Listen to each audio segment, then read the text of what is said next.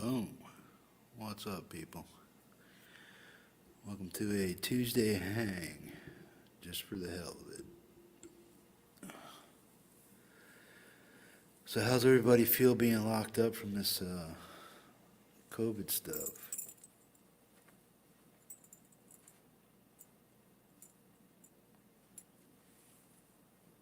Killing your days or whatnot? Yeah, Merle said it sucks. Jimmy, yo. LGD, yo, yo. Hey, hey. Merle, J, hey, hey. Yeah, come out and say hi, man. We're just hanging, man. Quentin James, I think, is over there playing Zelda. So how's everybody doing? I know I just got a chance to listen to some of that playback on that video, man. I may just trash that video and next Tuesday make a redo of a number 10 video, but put it on.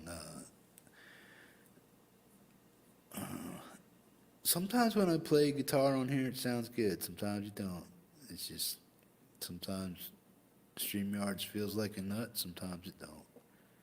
You know, sometimes it works, sometimes it don't. Just pisses me off. Wish it would be more consistent. I wish they would try to figure out a way to get over that, because if they get the sound quality fixed on this thing, and I do the same thing every time, so the only thing I can really do is when it starts washing out like that, is refresh my page and hope that it stops the compression.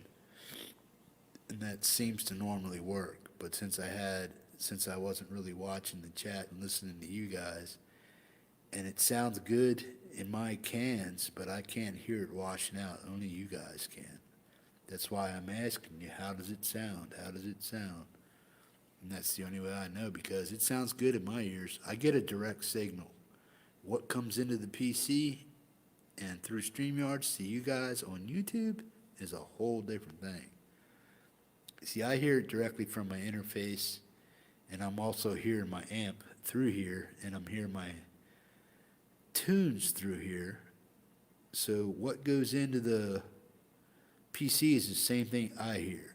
What comes out from StreamYard to YouTube is a whole different thing. See, I have a broadcast center here. Give you an idea. This might give you an idea how StreamYard works.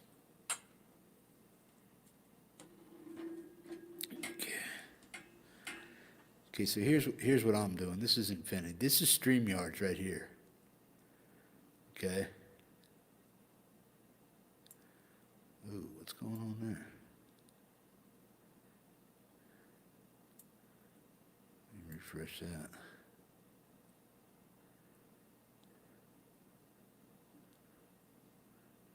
Why is that showing that? Okay, now I'm good. You guys weren't seeing that Tuesday sign all the time, were you?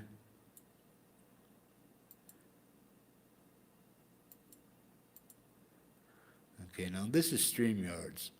See, I have StreamYard sitting on top of YouTube. So I put that there. This is my little broadcast center. This is where I can do all my stuff from.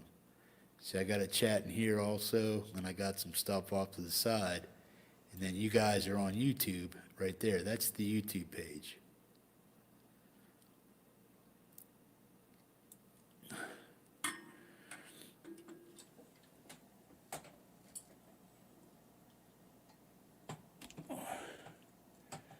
Come on.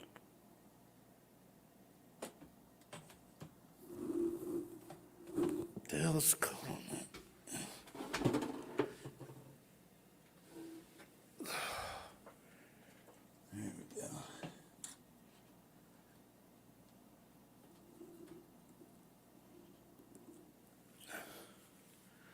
You Caldwell, Sonia. Hey, Sonia, how you doing?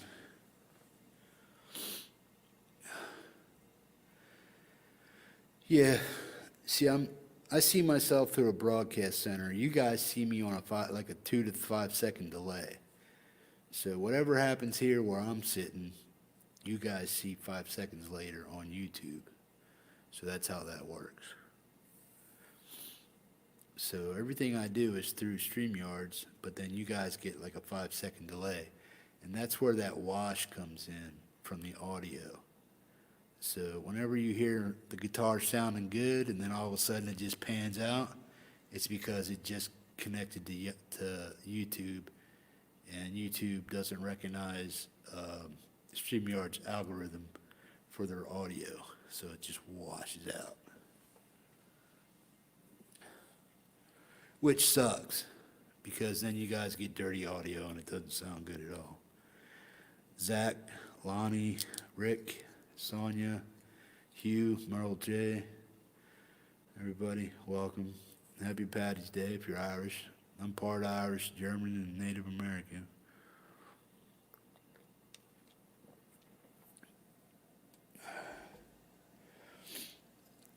I would say the majority of me is German, though. German Irish. Dad was German. Mom was Irish and Native American. Harley Hex, Krellbar, what's up, Krell? How you doing, buddy?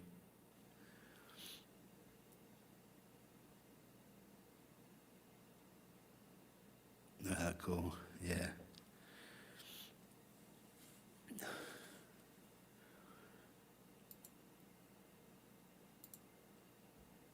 Boom, boom, boom. There you go. Shamrocking for a COVID-19 cure. There you go. For all you Irish people out there. Got our little rockin' Irish dude sucking back a pint. And he's pretty cool. And that's me kicking somebody in the nuts. Don't forget to like, share, and subscribe. It's very much appreciated.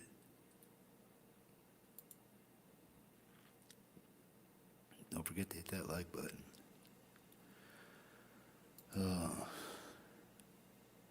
My day's just been frustrating, man. I don't know why. I guess feeling angsty and stuff like that, but I'll get over it. I guess you try to do something. I guess you like make plans and then something screws with them. That's kind of where I'm at. Yeah. But yeah, I was just trying to do a demo. If you guys missed the last part of my Tuesday Tech Talk, I tried to do a demo of all my fuzz pedals, and I may have to delete that video. I may have to delete it. If it all sounds like washed out and the audio is totally shitty when I'm doing my demos, then what I'll probably end up doing is just deleting that one, and then next Tuesday I'll make another one, but I'll do it on OBS. So I'll make another Tech Talk Tuesday, but I'll just make that one number 10 on OBS, so the audio comes out a little bit better. Because I hate that it puts out. When I'm doing hangs and stuff like that, like now, if I'd pick up my guitar and start playing, it washes out. You guys can tell me. And if I'm watching the chat, all I got to do is refresh my page, and hopefully that clears it up.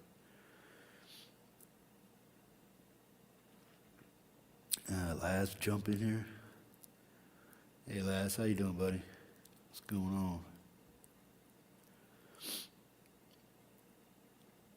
Dwight Bailey's in the house. I'd like to give a little shout out to Fruitcake Tony and Dwight Bailey. Donated to the Metalhead Hippie Fund of whateverville.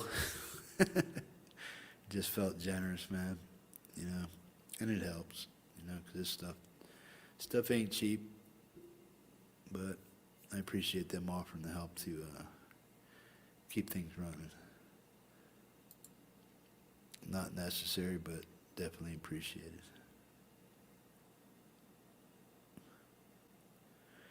Using the DAW when you record audio? No, just StreamYards, bro. When you're doing live stuff like that, a lot of times DAWs get in the way. Plus, you don't really need them. because OBS is its own DAW, and so is StreamYard's per se. But no, if I next time I do an audio playthrough of something or play guitar, if I decide to play guitar anymore on a live stream, it probably won't be on StreamYard. It'd be on OBS.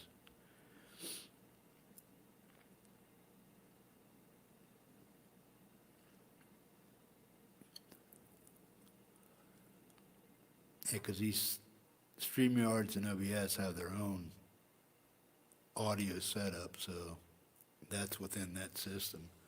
Trying to record audio out. Now, if I was recording in OBS, yeah, I might want to use a DAW, but I don't have a DAW, so I don't use a DAW. But if I was in OBS making a recording or a video in OBS and recording it to later broadcast, yeah, you could probably work with something like that, but when you're doing live, you have to suffer with what you got. Unless you're running it through a whole bunch of shit and whatever, then you're all right. But no, I'm not set up for all that stuff. Don't really want to be either. I got barely enough room to operate the stuff I got here. For what I'm trying to do right now, this is all I need. I don't need anything more.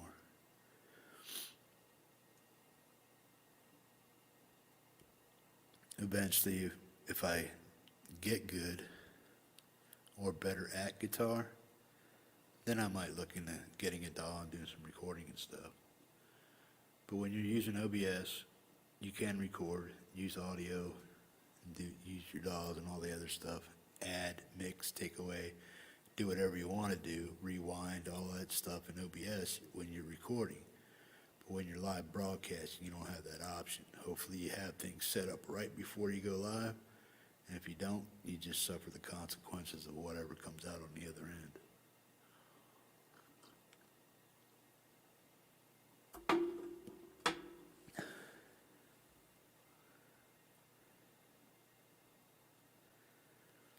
Yeah, I can see the levels, but it doesn't really matter. That doesn't matter with StreamYards. It doesn't matter.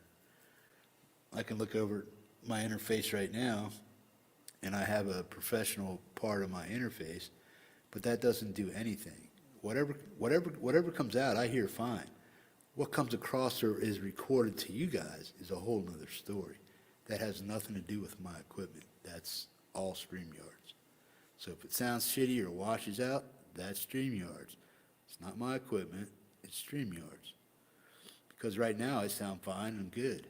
But if I start playing music and I start flooding it, then it's just going to whoop, unless I refresh the page and blah, blah, blah. But no DAW, no nothing, no this or that or whatever is going to fix whatever StreamYard does.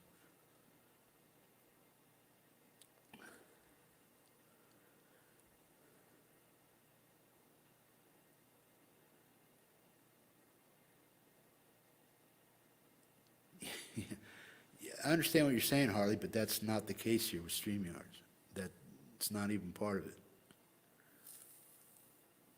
Everything that I do over here is fine. All my levels are fine, not spiking, not peaking, not doing anything. Live on air, sounds good, everything. I'm sounding good right now, as a matter of fact. You know? Whatever comes out of this microphone is because of the microphone. Whatever processes through there is because the only way I'm able to process through a microphone is through this. I don't need a DAW for this or anything else. I know what you're saying, dude, but it doesn't apply to StreamYard. It's like beating a dead horse. You'd have to experience it.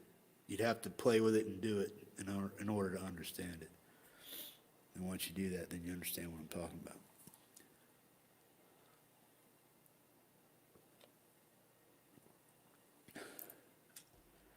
But no, I'm not running the DAW. I'm just running the mic straight through the interface into the PC, USB. Whatever comes out is what comes out, and that's just because of the equipment. The audio processing is completely and 100% up to StreamYards, because it's basically coming through StreamYards through a 5-second delay.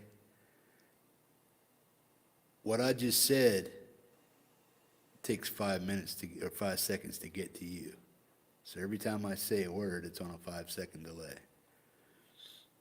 And if you add music on top of that, it just creates an echo effect, just like it does with the delay if you turn the levels up. It's just off the chain.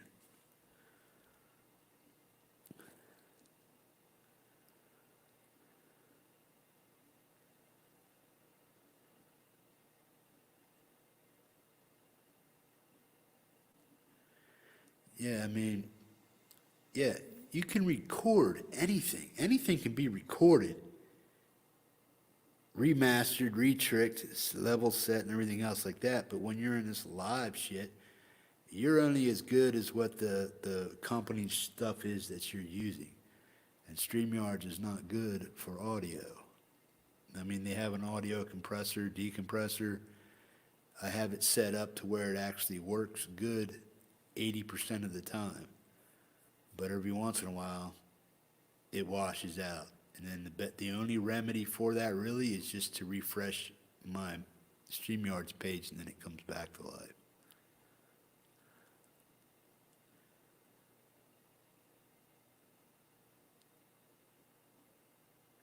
Yeah.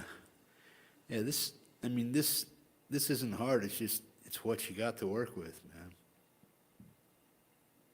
I mean, we came a long way, but I still think for the tech, man, we should be streaming live like newscasters and shit. I mean, a lot of people are with OBS and stuff like that.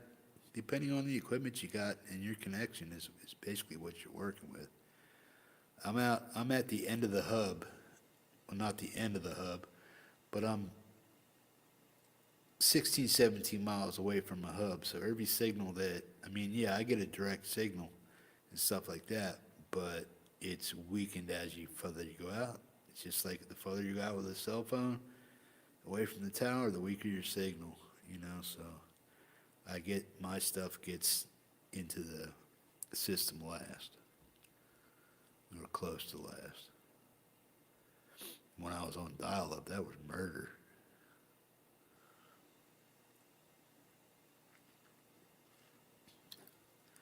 But yeah, you're right. When you're recording, you can control everything. You can listen to it, play it back, put it out there. But if it's in a live setting, you're at the mercy of the connection and the equipment and whatever web server their stuff is working on.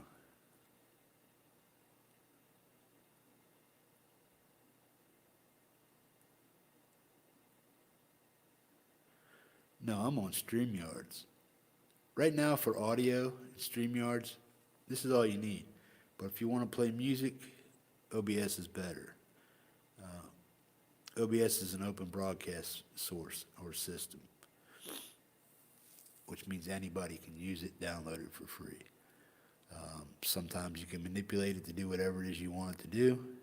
That's what open source means. So OBS has better whatever written into it that allows it to process audio a hell of a lot better. The only reason I use StreamYards for certain things, like just yapping away, is because it's easy. It's like bang bang. I don't have to go into OBS, type in this, type in that, get a keyword, blah blah blah, do this. But yeah, I could if I wanted to. OBS is not that hard to set up per video. I mean, but it does, you just got to make sure you're set up right before you go live. So there's a little more work involved.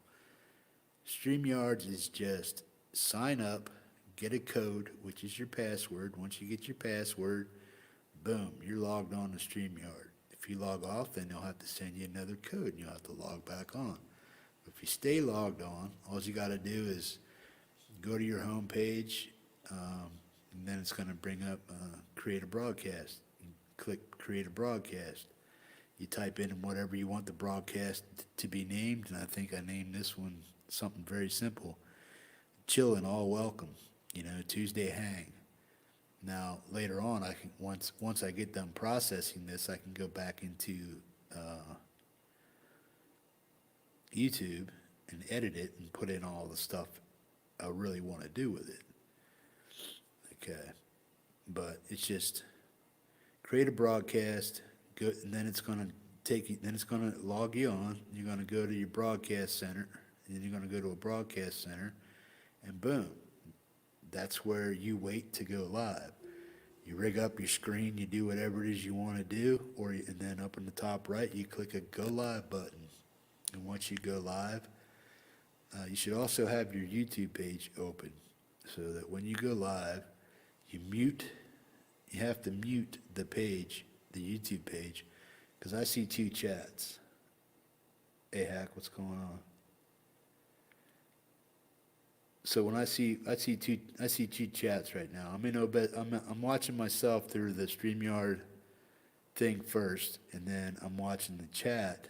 You can also pop out the chat for YouTube if you wanted to, but I'm watching two chats at one time. In StreamYards, I can't see when you highlight me, but in YouTube, when you use the @ symbol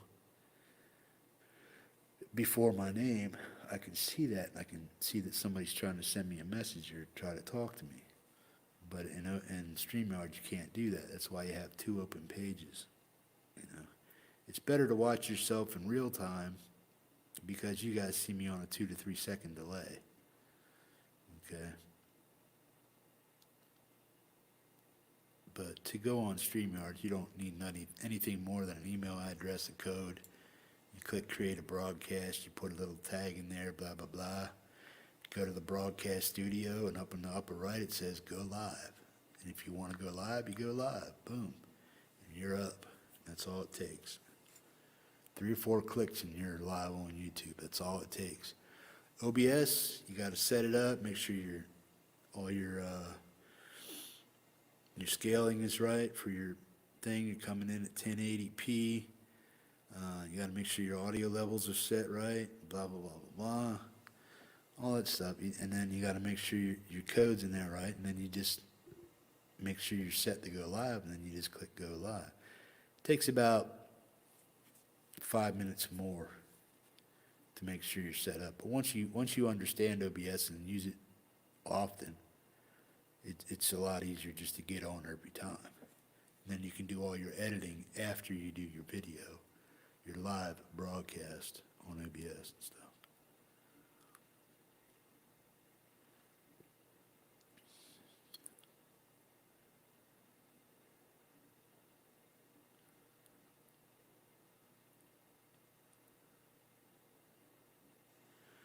Yeah, RJ's probably using StreamYard's OBS. It's probably what he's using.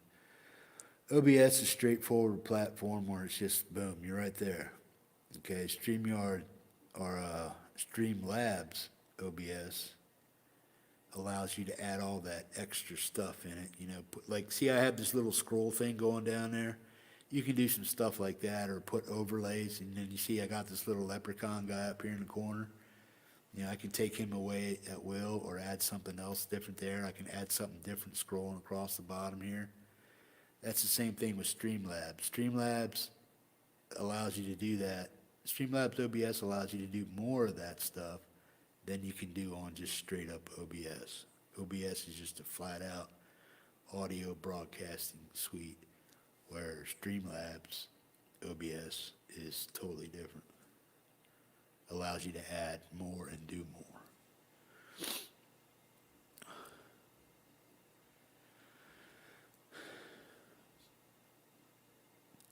But yeah, anybody with a webcam can do what I'm doing right here. Don't even need the microphone or the headphones. The only reason I use these is because if I have a guest or something like that on, then we're not washing against each other for their speaker, for their desktop speakers or whatnot. So I just get used to wearing the headphones. But I can turn all this off and just talk through my webcam. But my webcam mic is so sensitive that if I was using it, my fans are running in the background. So my webcam would pick that up because it has a much more sensitive mic. This is a more directional mic. So my fans are over there behind me. So my voice is going into it this way, and nothing can get into it from behind, basically, is what I'm trying to tell you. So that's why I use it. It mutes a lot of the ambient noise that's going on around me.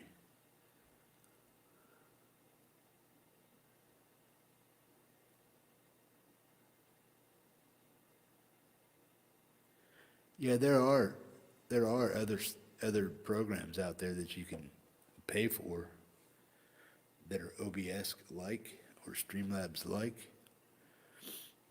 But yeah, no, I'll ask him next time and see what actually he is using and stuff. Next time he goes live, I'll ask him what he's actually using, and if it seems like, because his quality comes off good. Plus, he's got a good camera, so he's using a good DSLR camera for his visuals and stuff like that, so it comes in really super clear. I don't know if he broadcasts in 4K or not.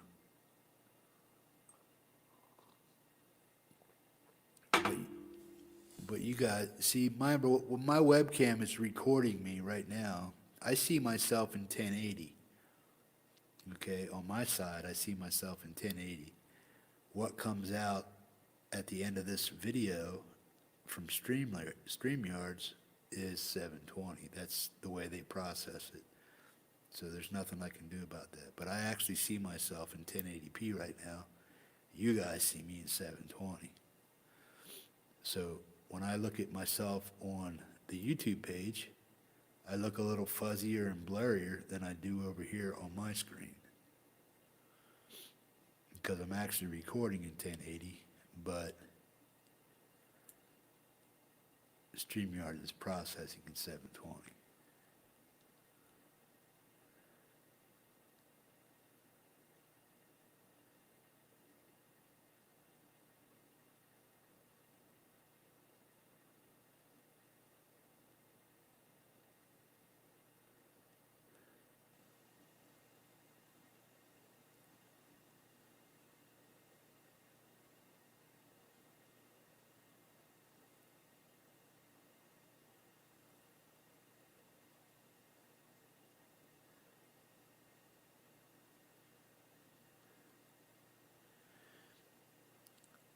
Well, yeah, I mean, it's no big deal, people. I mean, you use what's available to you.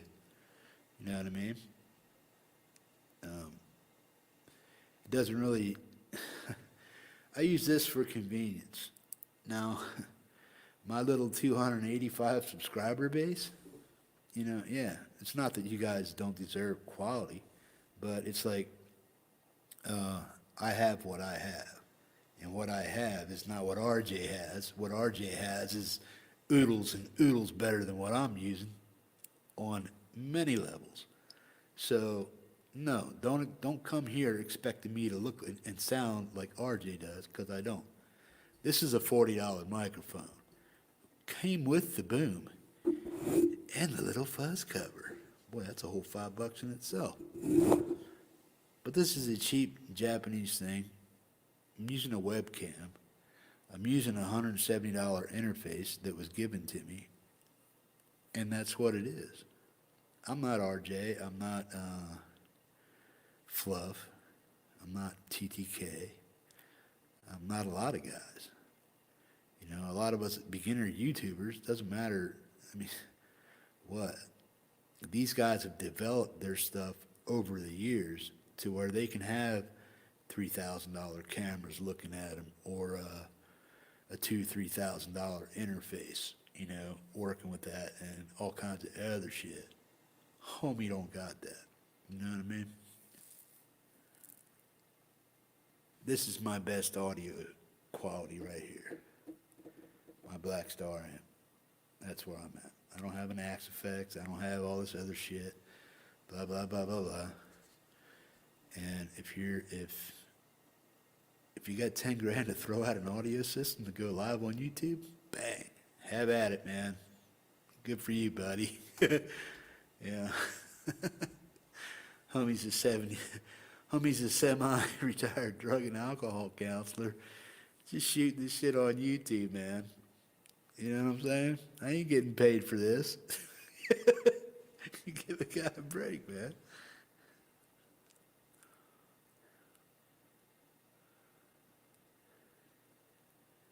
Yeah, no shit, man. I mean, what the fuck? I mean, if you're not watching me because my quality's bad or whatever, I mean, sorry. I mean,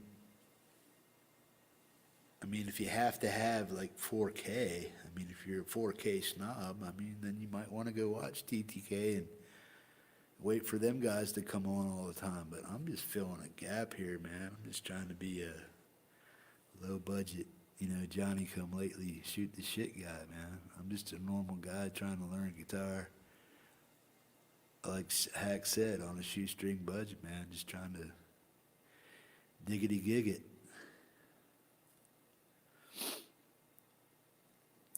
And let me put it to you this way. Even if I had 10 grand to put into this shit, I wouldn't put 10 grand into it. Ain't happening. You know what I mean? Even if I had, it's just like, it's not because I'm a this snob or that snob. I'll probably never buy a guitar that's over $1,000. It's just me. I just wouldn't. Because there's plenty of good guitars under that price range that will do the job that I need it to do for my skill level. Now, maybe down the road, I might want to get myself maybe a $1,500 Gibson or something like that, or a SG Standard for $1,700. Yeah, just to say I have a Gibson SG Standard. Blah, yeah. But will it make any better sounds than anything else I got laying around? Probably not. You know what I mean? Because I've heard guitars that are $400 sound better and feel better and look better than this. My little white SG is better than the SG Faded Gibson as far as quality and appearance go and build quality than the SG Gibson $799 guitar. So yeah, that's why I bought that instead of the Gibson.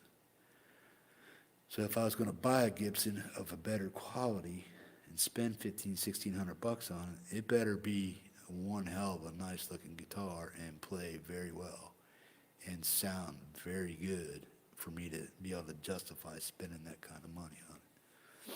Even if I was a great guitar player, I probably still wouldn't spend the money on it.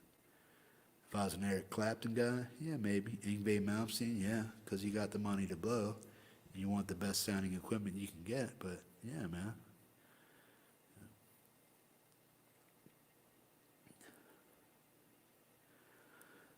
Oh, the washout that happens when you play music over StreamYards. It's just their audio processing through here. Like I said, it comes over in 720. That's part of it.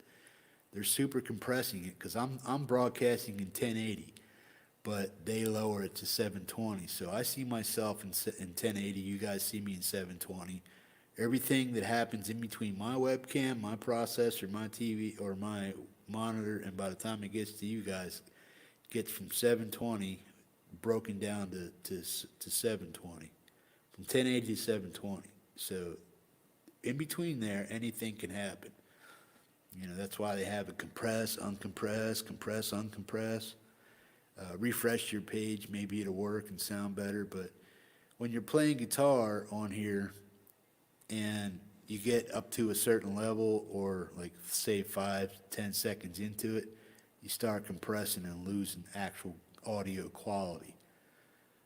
Sometimes you can refresh your page and snap out of it, and then it will sound good. I mean, I've sounded good on here playing guitar plenty of times, but tonight I washed out a lot because I wasn't paying attention to the chat. I was doing a pedal demo on the floor, and I kept washing out after 10 seconds. So that's what I mean. If you go back and watch the video I just made tonight, Tuesday Tech Talk number 10, go into where I'm playing guitars and the pedals, you'll see where I'm washing out and stuff, and that's kind of what I'm talking about.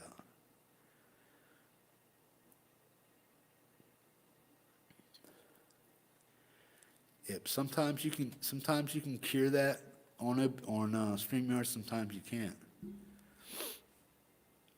But a lot of times I found that if you refresh the page, you can get audio to level out and actually sound good. As long as you're not cranking it and going stupid with it.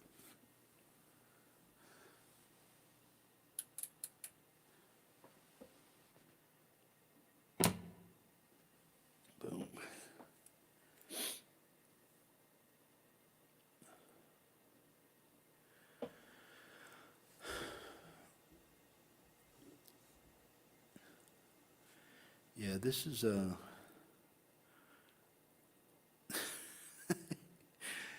I wouldn't say it's bottom of the barrel.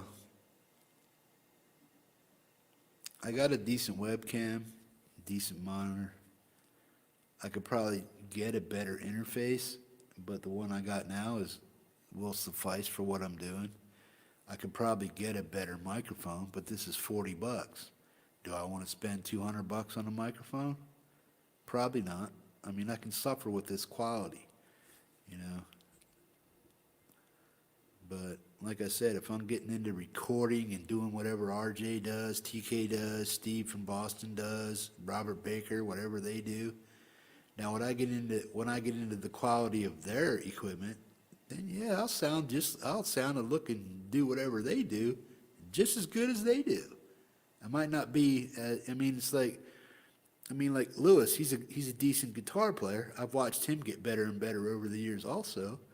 But he's not Robert Baker. He's not Steve from Boston, this and that. But he can still throw down some licks. You know what I mean? So it's like, even though he's got all this stuff, it doesn't make you a better guitar player. It doesn't make you sound a whole lot better. I mean, all the skills in the fingers. It's just that. And the audio picks up whatever it picks up. So if you have good equipment, yeah, you're going to come across good. If you have good audio technical shit, yeah, you're going to sound super. Lewis sounds and looks great, you know, but it doesn't make him a top-notch guitar player. Robert Baker, I mean, for a while there, he was a great guitar player with bad audio like I got. But I just happen to be a not-so-good guitar player and not so great at this is all a learning curve for me right here, you know. So it's not... Everybody goes through this stuff in levels, man. Nobody just pops right in here and goes, boom, here I am. You know, I'm the greatest thing since, you know, sandpaper. Say what ain't so. Yeah, I suck, man. I'm at where I'm at with my guitar playing and my broadcast because I'm a noob at all of it. Yeah, I just started broadcasting four months ago. Holy fuck balls. You know what I mean? I got the bare minimum just to be able to come on here and shoot the shit with you guys. One, because I'm lazy and I hate recording shit all the time and then uploading it, recording it, uploading it, recording it, uploading it. Fuck that. Go live, man. Just boom, there it is. Click this button, go on, click that button to go live, shut it down, and boom, it's on YouTube. That's all you gotta do. You know what I'm saying?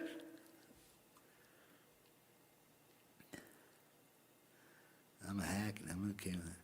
Heck, I was going to wear your shirt tonight, but I just happened to be doing a fuzz pedal review, so I kind of decided to wear my fuzz shirt.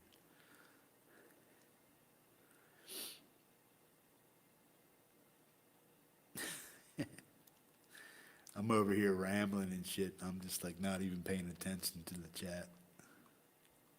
Harley got me all hyped up.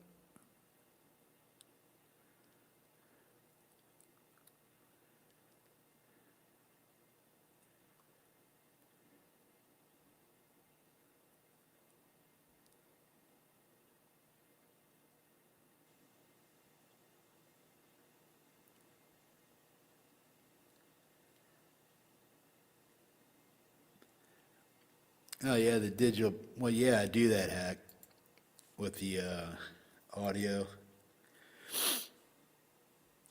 Disable the audio processing. See, I have that checked. It's better to have it checked when you're playing music than unchecked. And that's pretty much where I keep that at. So I just keep it there. There's nothing you can really do about the resolution. You know, that is what it is. I mean, you can go with a lower resolution, but it doesn't make you sound any better or whatnot.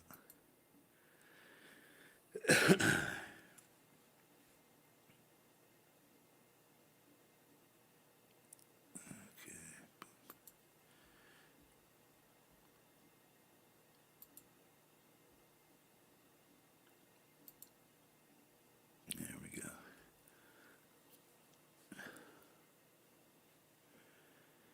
You got any good G400 Pro? I couldn't bomb with mine. Custom 400 Pro.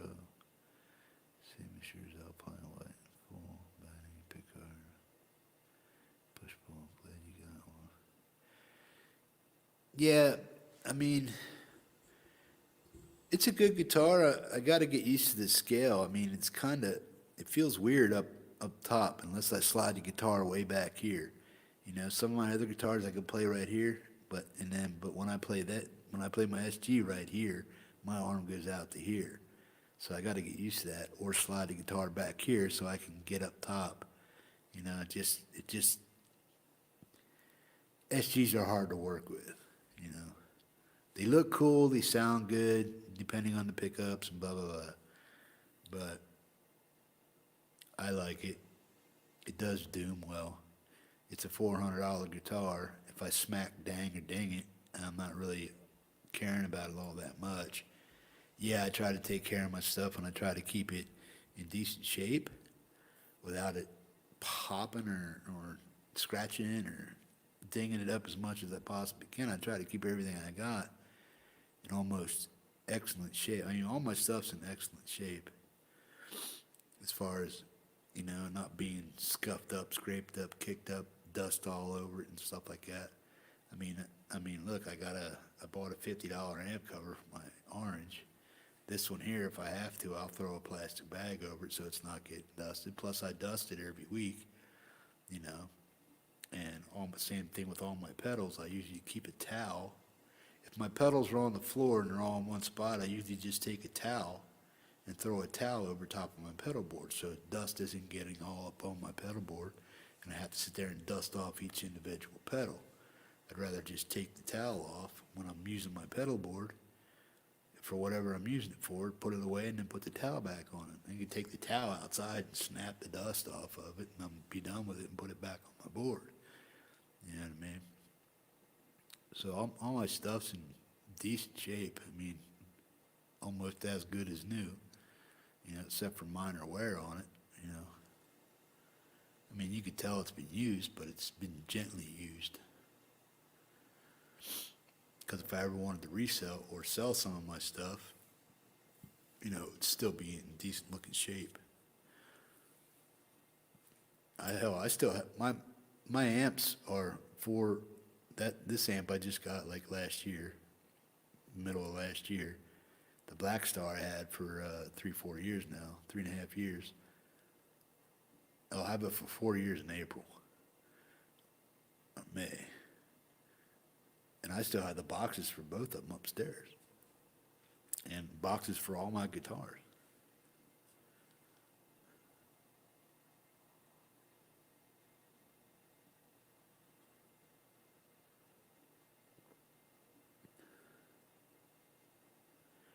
Yeah, that's my whole problem, Rick. You know, like I said, I don't know if you guys keep forgetting I'm an amputee and whatnot, but I got to do things different, man. I got to have a strap on my guitars. I can't sit and play. I don't have a right leg, man. You know, and my stump is not big enough. My stump is only like 5.5 inches long. So I can't rest the guitar on my stump part of my leg. It's not long enough. So the guitar just hangs down in this hole. So that's why I have to have, even when I sit, if I don't have a strap on a guitar, I can't sit and play it comfortably because I don't have that right leg to prop it up. So I always have to wear a strap, and that's just a screwy convenience for me, or an inconvenience for me, because I'm an amputee, you know. So I have to have straps on all my stuff. Standing up, yeah, I can stand up and play. You know, it's just my crutches will be under my arms, and then my guitar and all that shit will be out in front of it. And then I got to worry about, you know, my crutches. If I decide to move, my crutches will bang my guitar either in the bottom back of the guitar, or up by the neck. It'll bang it. So you have to stand there still and play like that, but which I can do. It's just a pain in the ass. So 95% of the time, I'm sitting down playing with a strap. That's just what I got to do.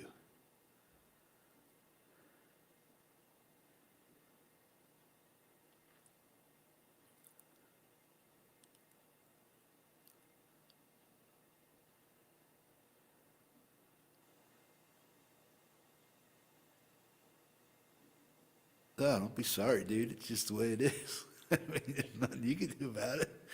You know what I mean? I'm not. It's just the way my life is, bro. I don't feel sorry for it. Don't feel sorry for it. Don't you feel sorry for it?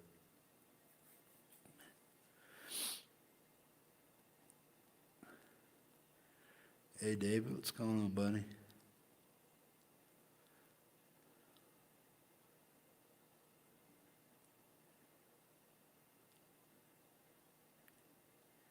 Yeah, it'd be nice if I could get a flying V right there, man, but the guitar would be like smacking my nuts the whole time because I'd have to have it way up in my stump, you know what I mean?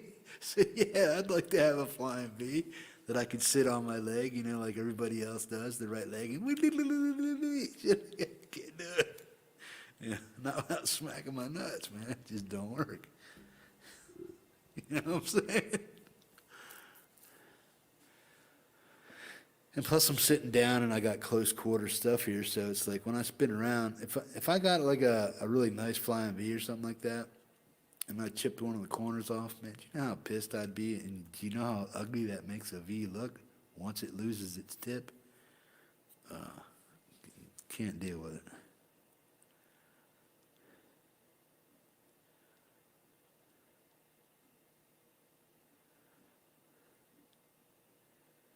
So sitting, we all use a strap between our legs. That doesn't sound right. No, it don't sound right. Strap on, strap off. Yeah, relic. Oh God. If you ding a, there's no relicking about that. If you ding the wing of a V, you did it. It wasn't no relic job. Somebody did it because he screwed up, set it down, it fell over, or they turned around too fast and smacked it on something, or it just fell out of the stand. Boom, boom, boom. You did it. Try to play that stuff on somebody else, man. Yeah, it's like, no, I want my guitars to age the way they are for me playing them, not the way. That's why I'm saying I couldn't buy a guitar over $1,000, even if it was like an antique guitar, like a 59, or everybody, ooh, 59 Les Paul. What makes that 59 sound so much sweeter, or so much better, or look so much better than a brand spanking new $2,500 Gibson LP standard studio custom shop? What? Because it's 80 years old? Who gives a shit? I mean, yeah, it's nice to preserve things that have, but the intrinsic value that people put on things is just like a little off the chain in my opinion. I'm not jealous because I can't afford one to pay for it. It just doesn't equate sense to me. Doesn't make sense.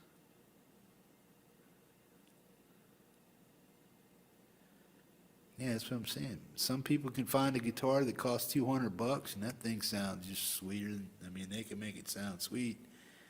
And if they didn't tell you they only paid $200, or you didn't know they paid $200, if they can make it sound good, that's all that really matters, man.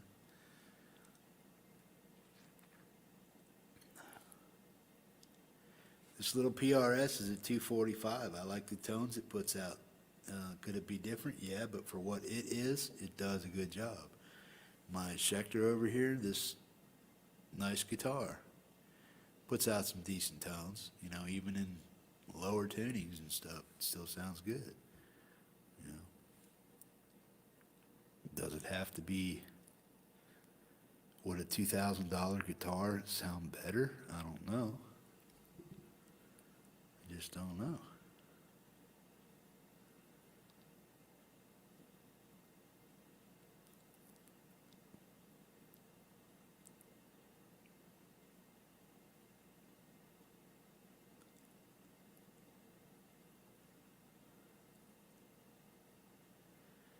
Yeah, no shit. Doesn't matter. Depends whose hands it's in, man. You know? There are guys that come over here, like I said, here, man, try out this guitar, try out that guitar. You know, I let them try them out and stuff. I listen to what my guitars could sound like through other people's hands. I'm like, damn, my guitar sounds good in this guy's hands. Or, damn, I hope I get that good to make my guitar sound that good someday. You know what I mean? So it's the player, man. Yeah, more often than not, it's the player. Yeah, it's nice to have a nice guitar, or to have say a $2,500 good Les Paul that a lot of, you know, looks good, quality's good, attention to detail, everything looks good and all that stuff. Yeah, it's nice to have that. Would I be pissed if I really danged one up? Yeah, I would, because I like my stuff to look good. And to pay $3,500 for a guitar that has half the paint scraped off of it don't make sense to me.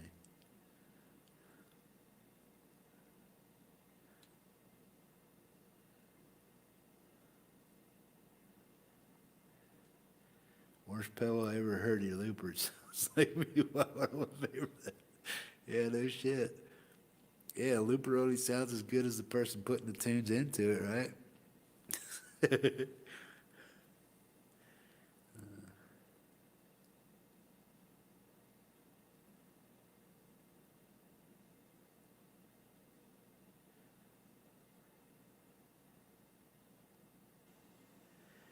Yeah, no shit.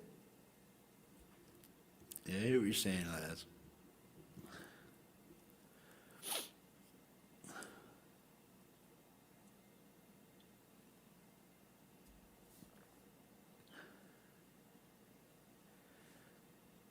Yeah, if I miss somebody's question, man, it's not because it's just I'm not paying attention, man.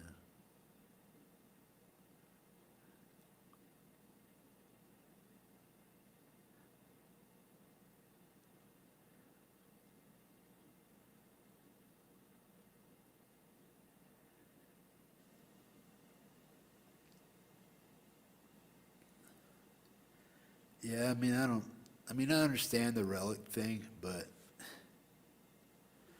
come on now. I would rather relic an inexpensive guitar to make it look like an older, more rare guitar than to take a very good, high quality guitar and bring it down to a $500 level guitar. Don't make no sense, man. Make the lower one look like the older one is wore up. You know what I mean? Like, wear it up. Don't wear it down. Wear it up. It's like, hey, man, wow, how old's this guitar, dude? It's like, look at it. It's all relic and shit. You know, because you're going to take a $500 guitar and then have it be relic. People are going to think, well, damn, that guitar is like 40, 50 years old. It must be worth something. No, it's a $50 guitar.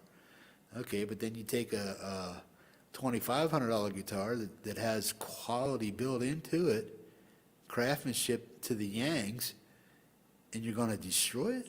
That don't make sense. I mean, I get it, but it don't make sense.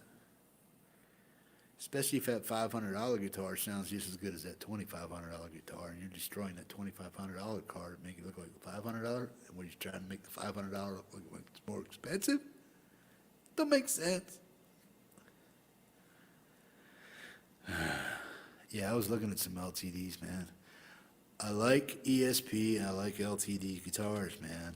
I mean, there's something about them. They're a quality guitar for what they are. Even though I don't want to come off $1,000 for a guitar. I don't know, man. Is a $1,000 guitar sound any better than any of my $500 guitars? I got $500 and $600, $700 guitars I got hanging on my wall right now. Are they going to sound any better? Don't know.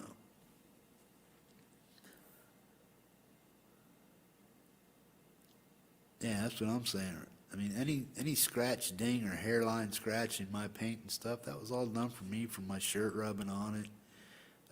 Maybe my guitar cord slapped it a little bit once in a while and got a little cord slap on it or something like that. Or salting my fingers and starting to wear the polish off certain parts of the guitar where I rest my pinky to strum and whatnot. or there might be some paint wearing off or around the knobs where my fingers kind of like touch and stuff. Yeah, it's just the minimal wear, you know, just minimal. You could tell it was used by a lightly used guitar.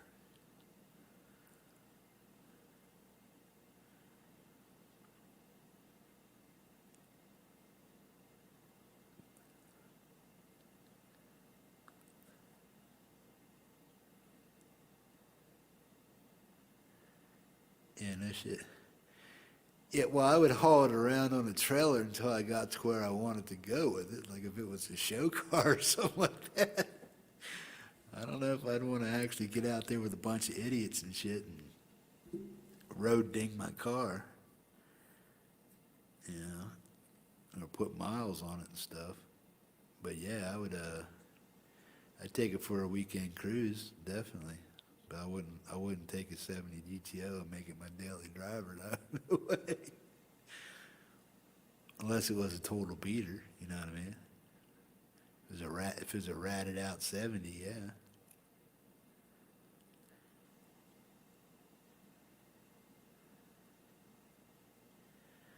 Just put better pups in a cheaper guitar and you're set, yeah. Yeah, more often than not, that's what I hear most of the time is that, you know, if you upgrade the pickups in a $400, $500, $600 guitar, put better pickups in, a little better electronics, make sure your frets are done right and everything's insulated up okay, your guitar will sound a lot different. Yeah. I like my active EMGs over here, these 81, 89, 81, 89, split push-pull. They sound great cranked, man. I mean, if I hit the note right, boo, yeah, it sounds monsters. Yeah, if I can hit my chords on time and just right, I mean, I sound like a professional guitar player. Like I know what the hell I'm doing. But I got to hit them just right in the right time, and not push them sharp or whatnot, or push them too heavy or pick them too hard, make them chirp. But every once in a while, I'll hit a few power chords in a row, bloom, bloom, bloom, bloom, and it sounds, boom, sounds like a Hetfield, sounds like James Hetfield was right here just going bloom, bloom, bloom in my kitchen or in my house, you know what I mean? Every once in a while, I'll hit those chords and they sound really good. I surprise myself sometimes when I hit the right chords.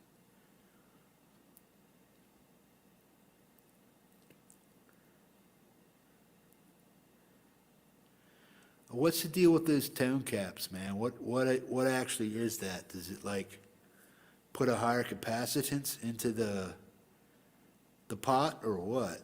Does it push it more? Like if you have 500K pots in it, what's that drop do? What's that drop do for you? The orange tone cap. What's that actually do? Does it like boost your pot or what?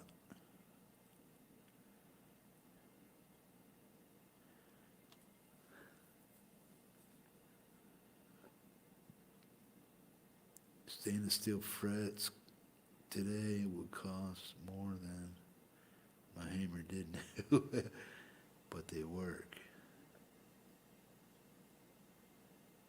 Cool. All right, Hack. Take care, bro. Thanks for hanging out, man.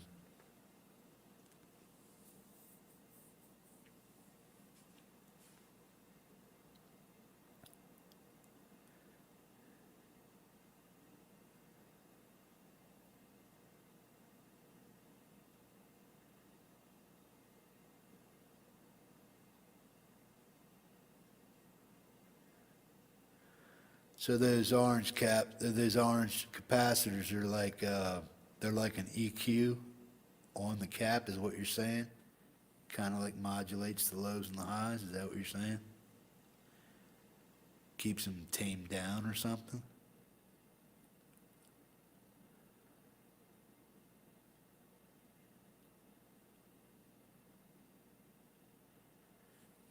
Is that what you mean with those orange caps and stuff?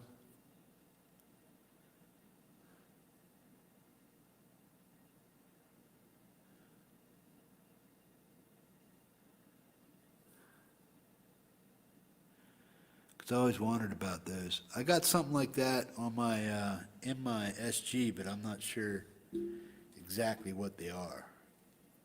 They're not the orange ones though. Let's see if I can find them. Oh, there we go.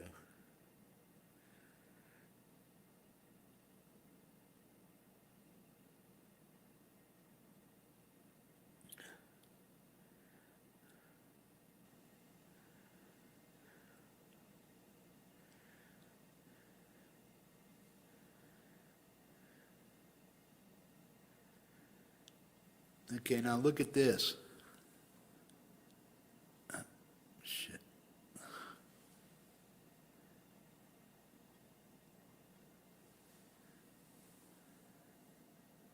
What's that? It's not an orange color, it's like a reddish amber kind of color.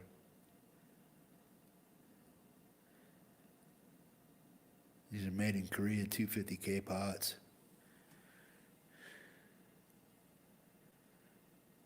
Pretty sure they're 250.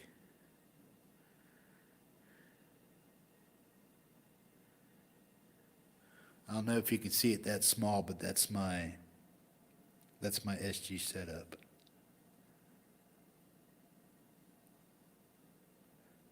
Trying to get my face out of there so it doesn't focus on my face.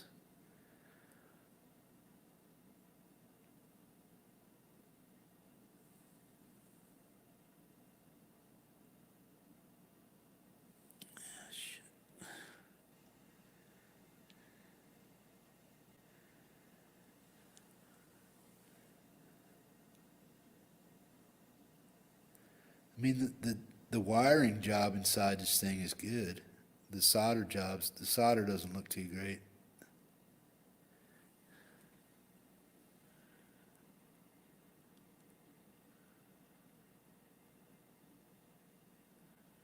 Does anybody know what that is?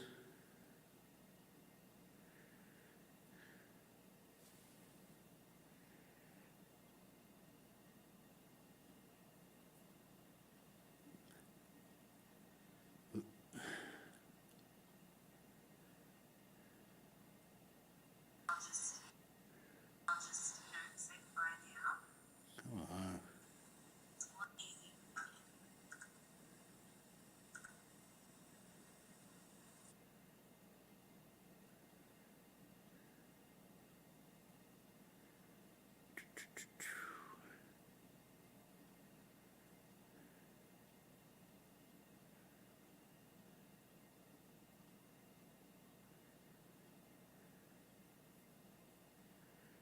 Can't really see in that one.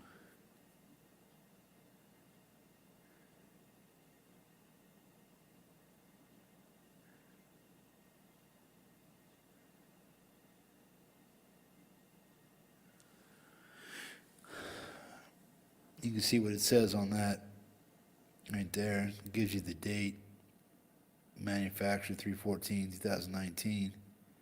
So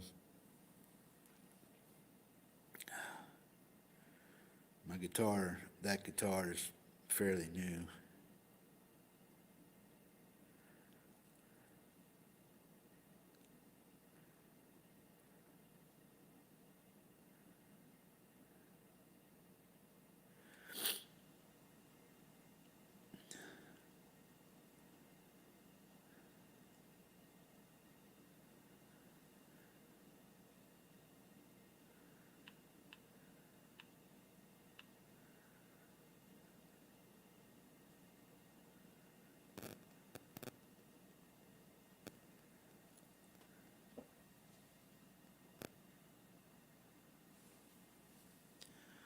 So does anybody have any new videos coming out this week or what?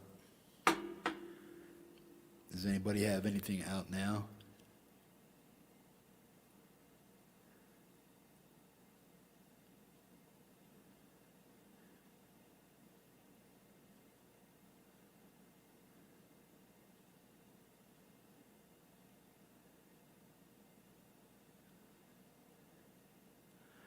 Yeah. Yeah, I might do that. See if you, I don't know if you guys seen that SG figured, the black fade one with the flame maple top on it.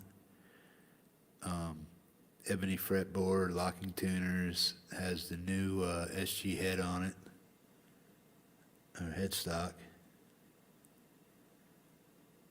It's a nice looking guitar for $550. Just check it out.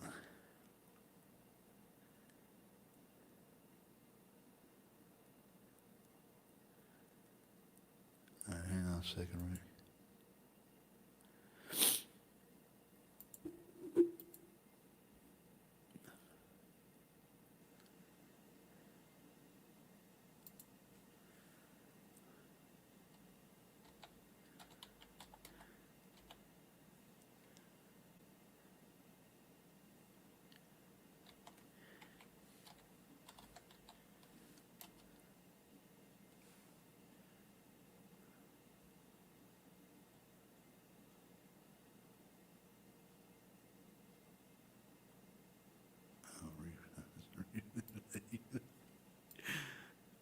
Dumbass.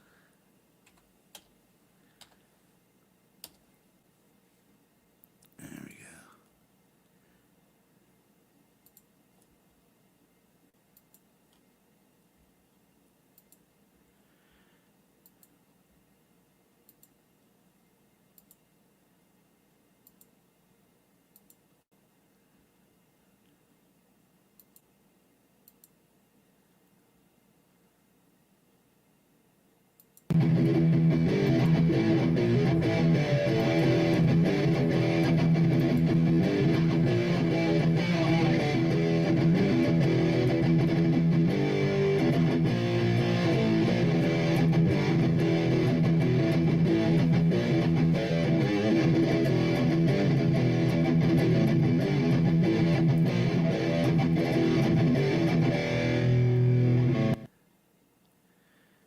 Rick Afner. 100 subs, everybody. Congratulations, bro.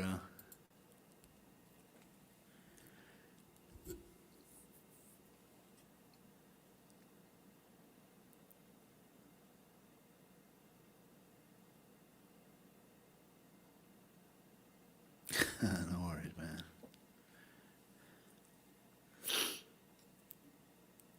I think you had like 97 the other night, right?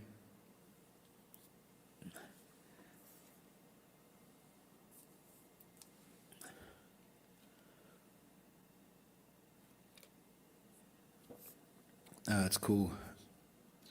It's cool watching people get little milestones like that, 100 subs, 50 subs.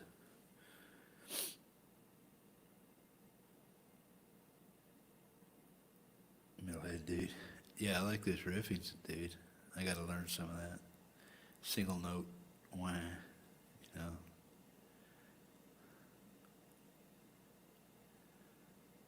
Oh, cool. Yeah. What, did I tell people to go check you out or something? Yeah, I try to help everybody out, man. Somebody's got a milestone they're looking for, especially if they're putting out content and stuff.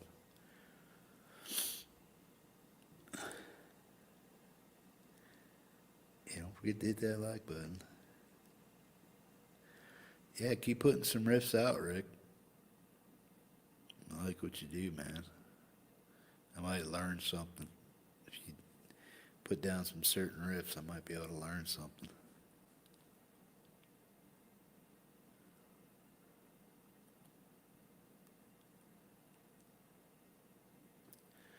Yeah, what guitar was that, bro?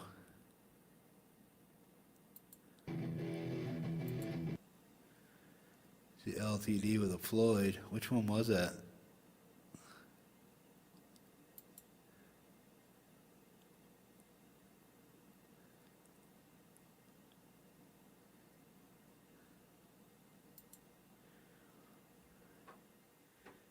MH53. Now, is that like, where's that at on the scale of, is it like a mid-range LTD or upper tier job? Something that takes a couple paychecks to pay off?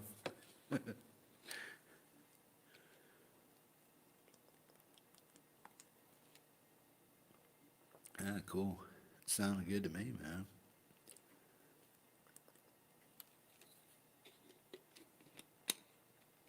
Yeah, I think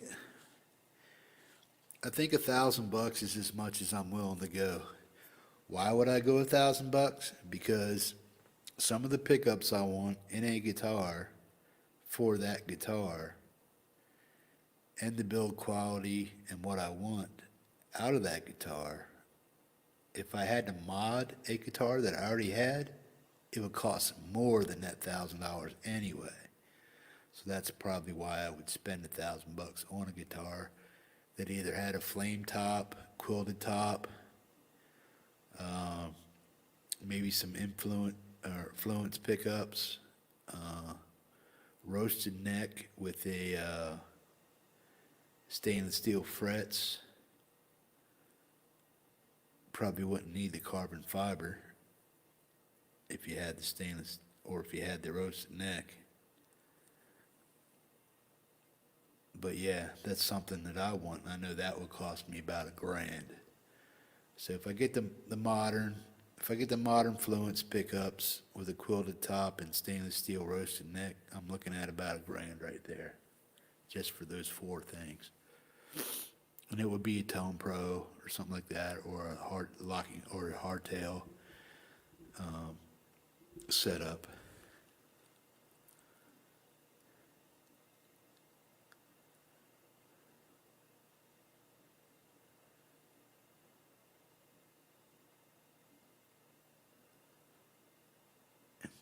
Pointy inlays.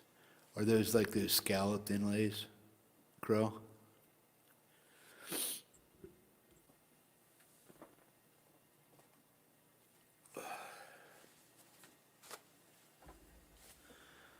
That'll blow my nose, man.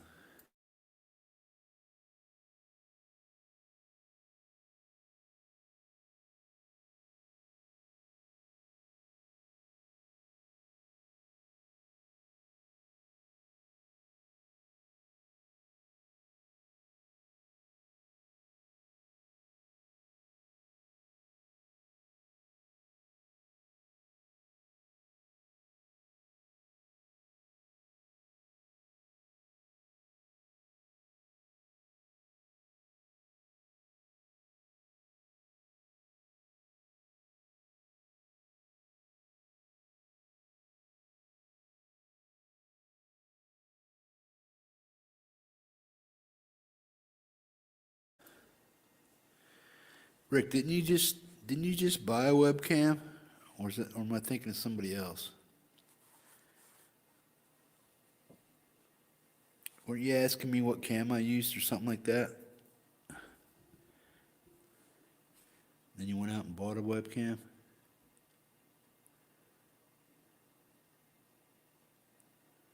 Okay, you had cams. I'm trying to think. Somebody went out and bought a cam that I suggested. I think we got the 4 or the 920.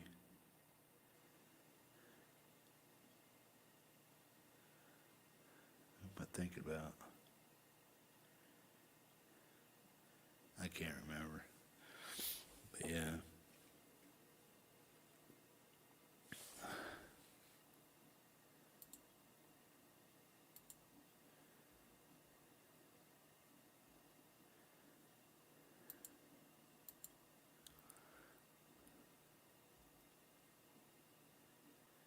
Yeah, Dog Paw. Yeah, it might have been you, Dog Paw. Was that you? That's right. Yeah, I knew I suggested a webcam to somebody, and I couldn't remember who it was.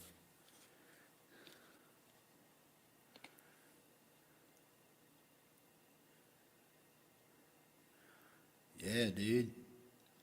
Hook it up. Come on You can come out here. Come live on StreamYards with me and sit here and shoot the shit.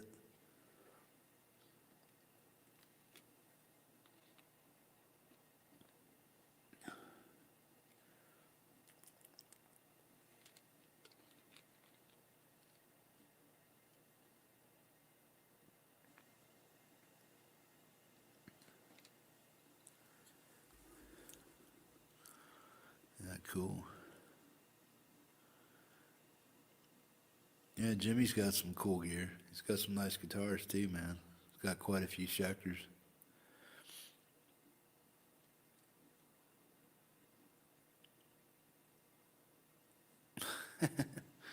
You need a fucking mask, dude. I put this ugly mug up here. What the hell?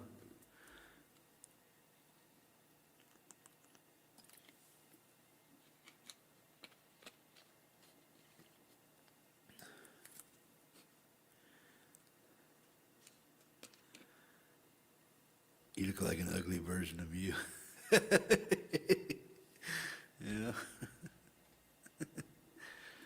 Yeah, I got dimples, man. I got dimples.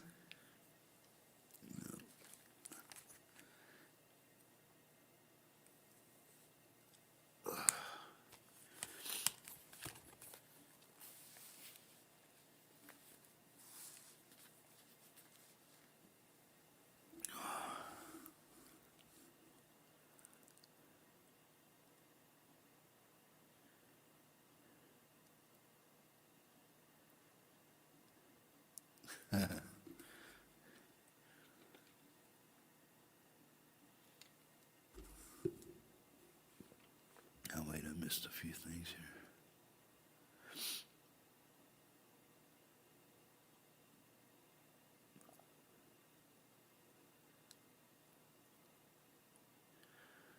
Cool.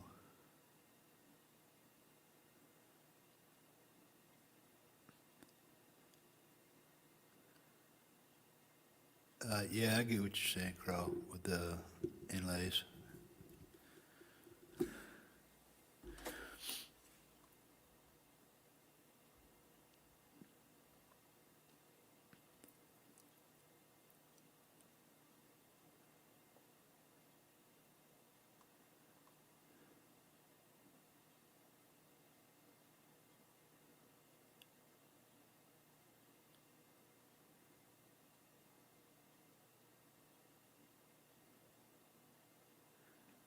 You let the radiant heat from their downstairs apartment rush up to your stuff?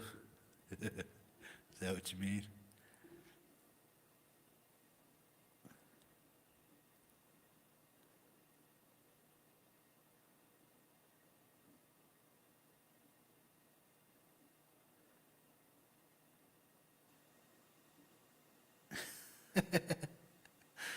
Yeah, you're too hard on yourself, bro.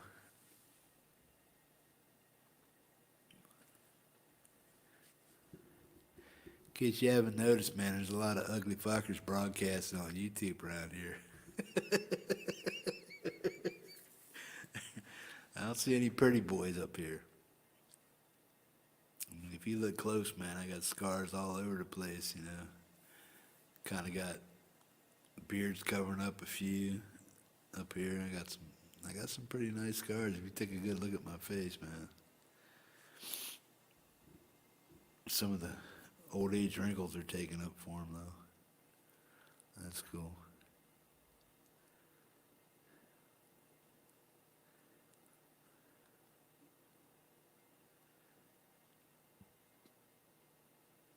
Yeah, I get what you're saying. Yeah, we were having snow today, man. It was coming down. I don't know if it's still snowing yet or not. Can't really tell. It's all dark outside, but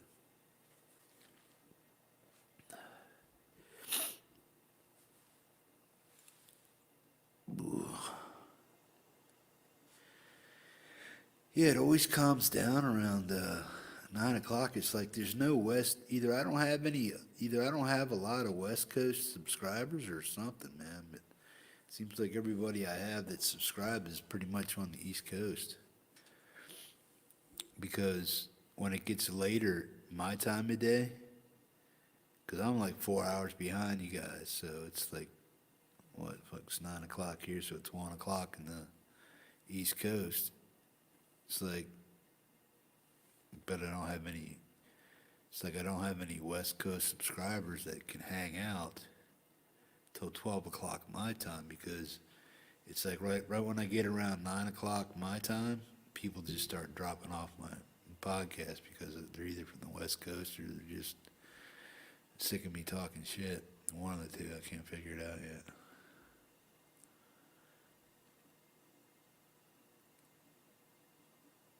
Oh, William, so William, where you at, bro?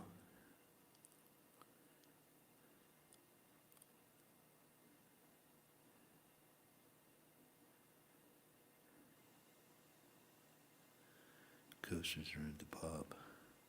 Soda. Soda pop. Is that what you mean?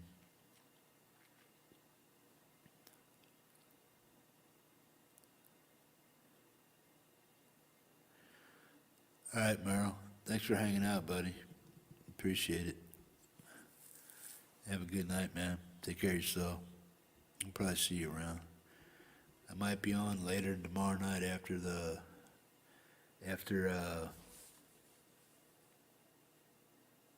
Brian S. and Dave do their thing on Live Wires. I might come on after they're done.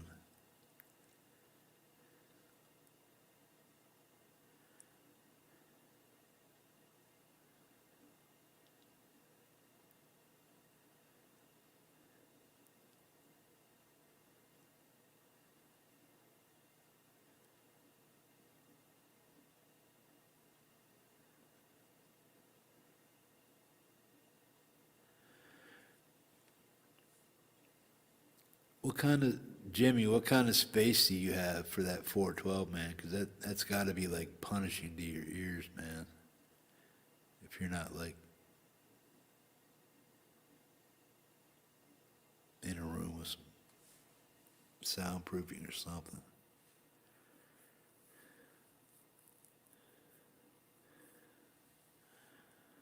Oh, bitch.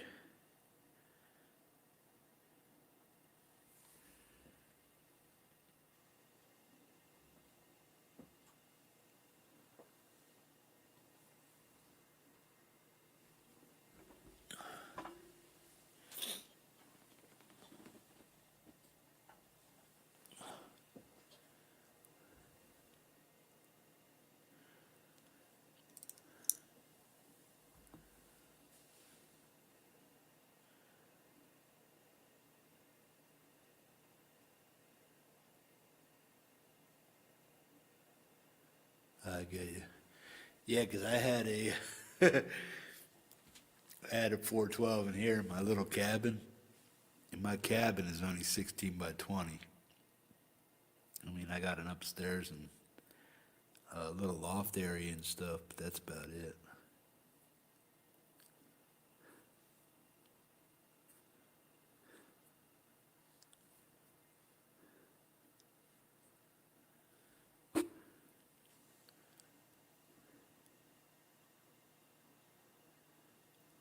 I mean, this 212, I mean, if I keep it right where it's at right now, room level, I mean, I could sit right here and turn my back towards it, and I can have some decent levels out of it. But if I crank it up too much more than that, my ears start feeling it.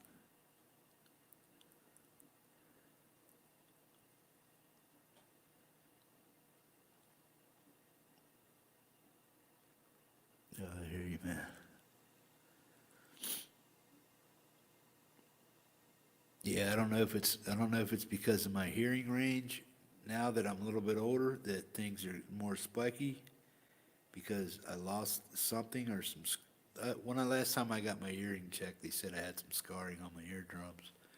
So I don't know if that's from like Q-tips or just punishing my ears through years of way too loud metal and stuff like that.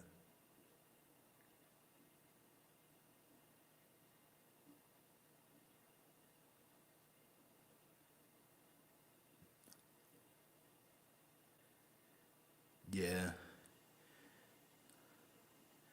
Yeah, my thing is I like it loud. And it's not because I'm half deaf or whatnot. It's just that I've always probably I need to get used to hearing it at a decent level instead of so much cranked.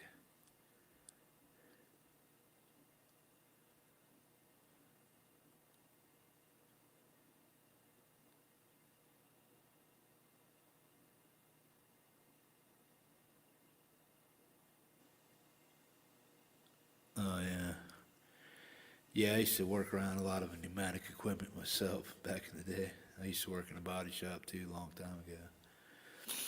Back when I was a teenager and shit, but that was a long, long time ago. Concerts are my thing. I always tried to get like right up front, man. It's the closer to the stack I was, the better I felt.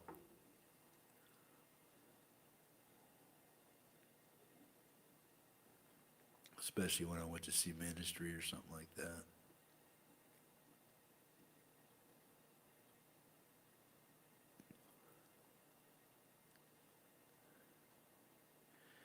Yeah, I mean, I can keep this one here. I can have the master volume probably around 9 o'clock. And then the secondary volume, the main volume, I guess, maybe around 10 o'clock. And that's loud enough, you know.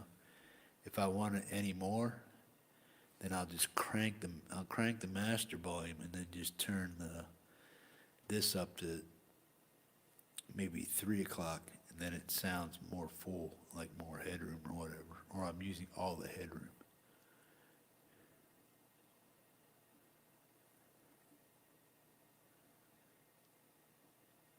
Oh yeah, just that plosive sound.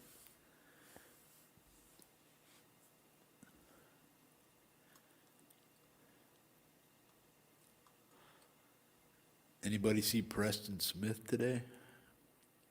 I don't think I've seen him for a couple days.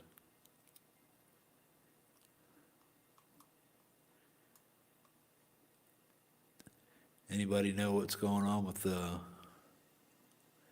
Phil?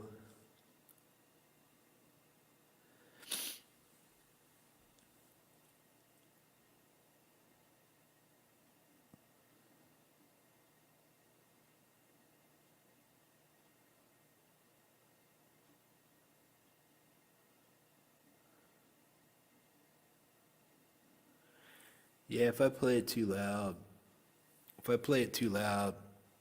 I get washy bass tones out of my guitar or the speaker. So I kind of really got to watch it sometimes. I'm still learning my levels, as a guitar player. I'm still learning my levels, trying to get those right too, without making everything sound like shit or putting too much treble, too much mid, this and that. I'm just trying to once I find a decent metal tone on my amp, I'll probably take a picture of it, just like boom, that's my metal tone. Then I'll go, well, here's my rock tone, and then here's my clean tone, and then I'll have whatever effects I have in with that added to it also. But yeah, I gotta find those on my amp. I haven't found my sweet spots yet on either of my amps. Do you guys have your tones dialed in pretty much where you want them and where you keep them on your amps and stuff like that?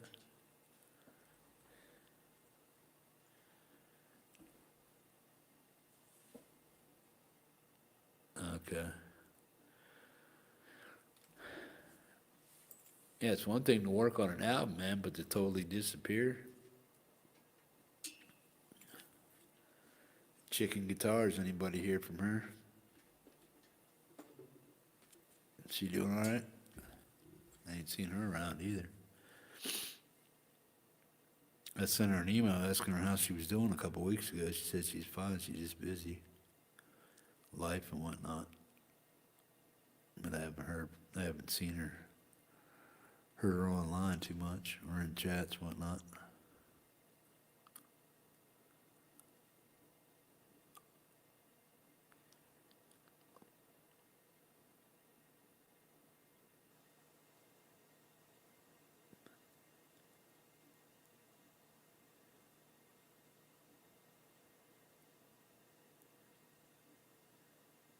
Yeah.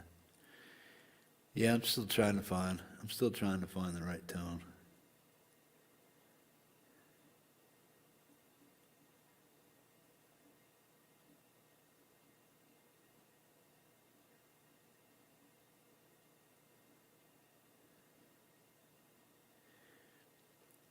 Yeah, I do that. I do it a little different. I keep my treble about 2 o'clock, my mids noon o'clock, and my bass probably around 10 o'clock, something like that. Then I use my bass or my mids to. I use my bass or I leave my treble alone, and I push my mids either a little higher to make it sound less bassy, or depends what pedal I'm playing. Depends what pedal I'm using, and I'll cut the bass back a little bit. But I used to keep the bass at 12 at between 10 and 11, mids around 12, and then treble around 2 or 3. Then I use whatever. Then I use the EQ on the fuzz pedal to balance out or knock back some of the other stuff that's on there. Just depends on the pedal.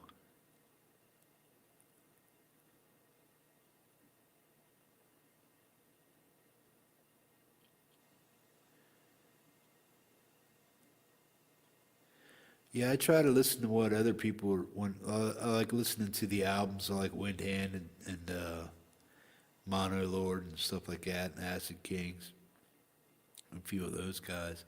I watch some of their live stuff, and then I listen to their recorded stuff. I see if their live matches their recorded stuff, and sometimes it does, sometimes it doesn't. But the studio stuff is pretty right where you want it. And then everybody's trying to chase the studio tone. And then the studio tone is the hardest to chase because that's done the way it is. And live situations, because of room acoustics and everything else like that, and, depending on how many people in the room, all that shit dictates what your speakers push out and which way the sound goes and how it actually sounds live. You know, especially in smaller venues.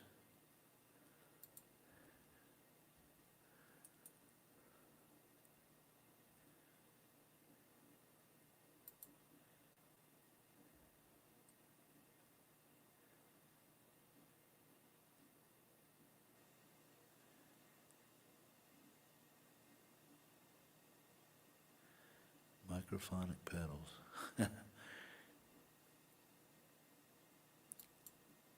Yeah, I was looking at some of your other videos, Rick. The one had microphonic pedals.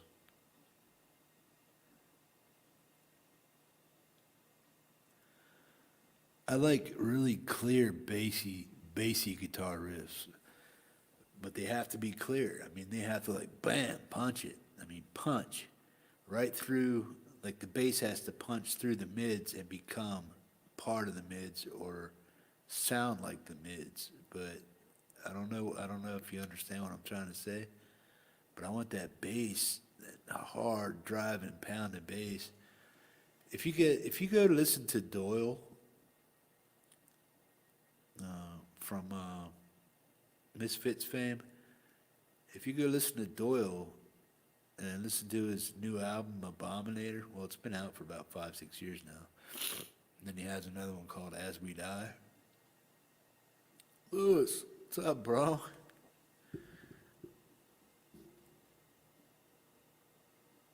Yeah, I do, man.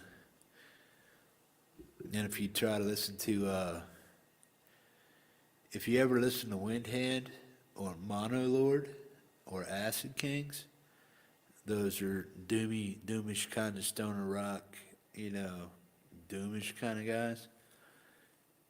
But they got a sweet fuzz tone, man. It's hard for anybody to duplicate.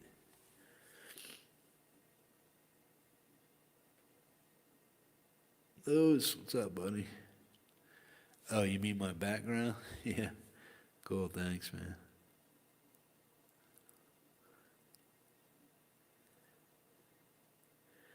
I like your background better. A wall of amps. Yeah. Dude, if I could have even 3 or 4 of those amps you got in that wall, I'd be set for life, bro. That'd be cool.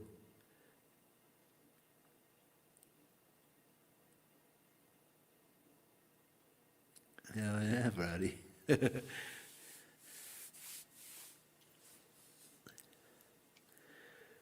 Lewis, what possesses you to buy all that gear, man, or just to have all that stuff? I mean, are you okay, bro?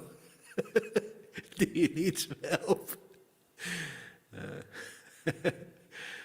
Oh man, I mean, dude, you got some shit. My eyes are watering because I got allergy or something. Something's bothering my nose right now.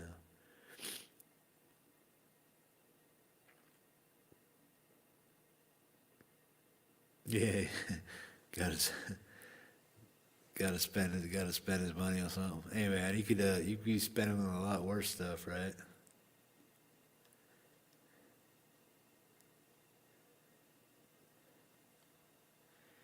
He was downsizing, so I got them for pennies on the dollar. Oh wow, I need more buddies like you got. Yeah.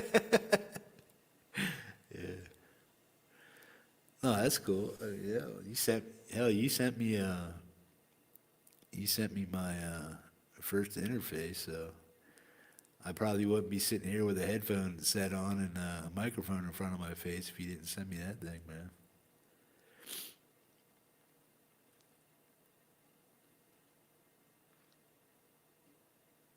What Marshall was it?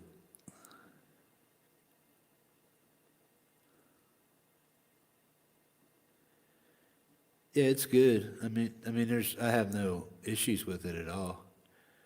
I mean, I'm sure there's better ones out there, but for what I'm doing right now, I mean, this is fine. Works good. And I haven't had any issues with it not working. You know what I mean? So yeah, it's fine. Except that little hiccup with the there's some little weird thing it does, but it doesn't affect the its functionality. So there's some little tag missing, so I gotta just close a window every time it comes on, and that's all I gotta do. But it doesn't affect the functionality of the interface or whatnot. But yeah, it allows me to plug in my mic and my XLR mic and stuff like that, and work everything okay with my amp. See, I got this amp and amp stand now, or this microphone and microphone stand. That's an ES57 by GLS Audio, and it's basically the same capsule as a MS57. A Shure MS57. I think it's MS57. Is it an MS57?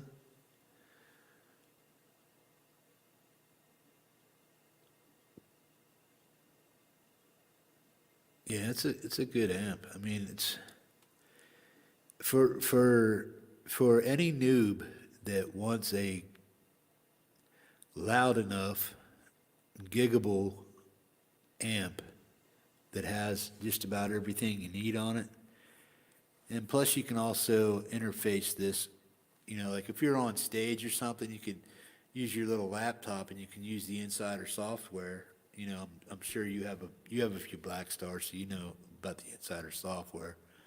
But yeah, you could be on stage and stuff, and you can set your tones or pick your tone sets and stuff with that just by hooking it up to a tablet or something like that, or a laptop on stage. Boom, boom, boom. You can do the same stuff there. Or I can hook it up to my PC and do the same thing and download other people's patches.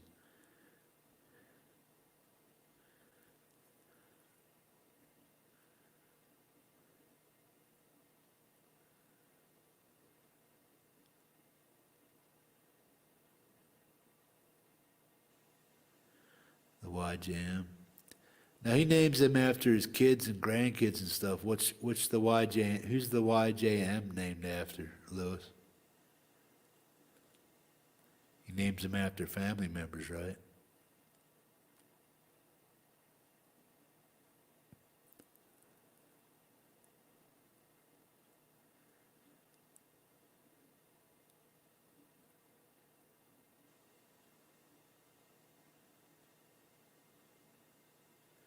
Okay.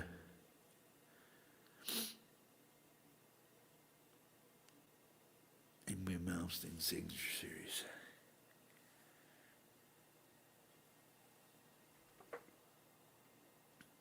So it stands for Yngwie Jim Marshall, right? Yngwie M. J. Marshall.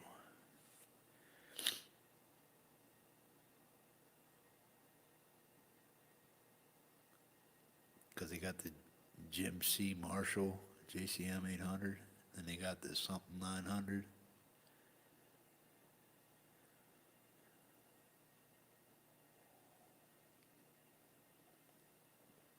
Oh, that's his whole name, Malmsteen, Yngwie J. Malmsteen.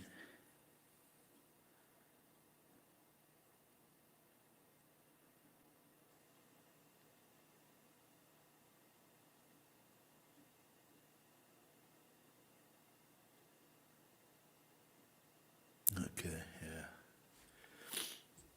Yeah, I know he used the initials for either parts of his family or kids or grandkids or something like that.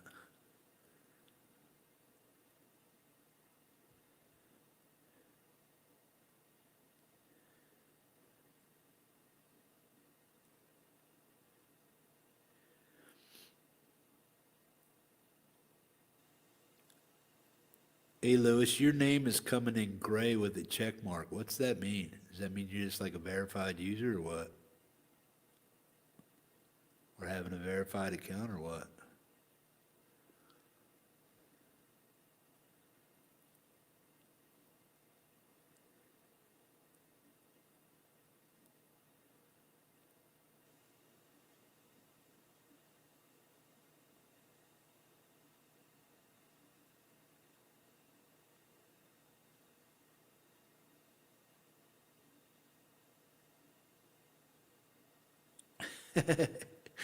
Yeah. I think it has something to do with having a verified account with YouTube.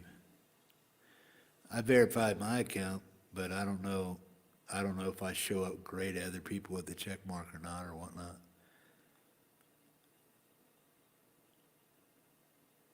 I just noticed certain people have the grayed out name when they're in chat with a check mark by their name.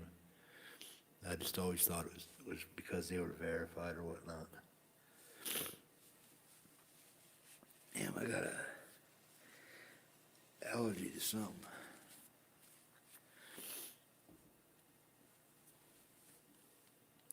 I think it's a soap I'm using.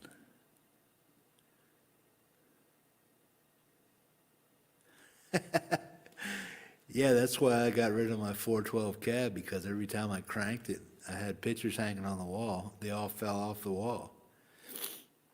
Or they'd vibrate so bad that it would, when I crank up my amps, I can't have my coffee pot anywhere near me because the lid on my coffee pot starts going, starts like, and you can hear it vibrating, man. It's just like, it's a pain in the ass.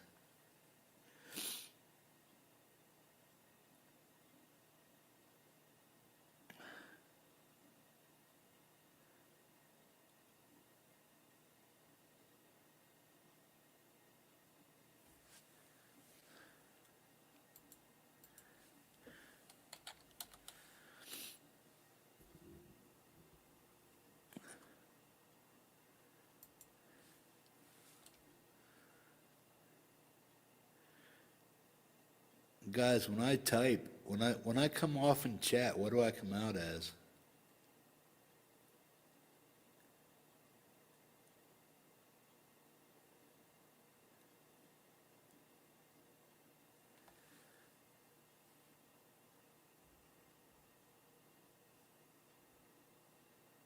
Yellow.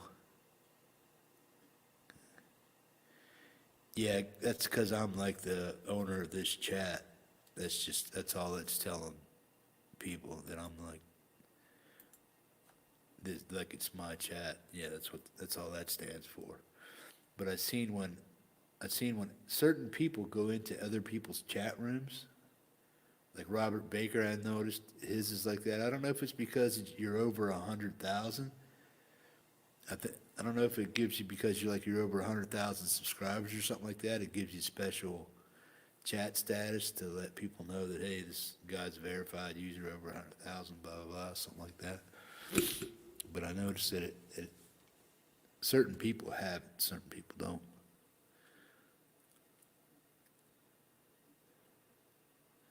I'll have to do a YouTube search on it, see what comes up with.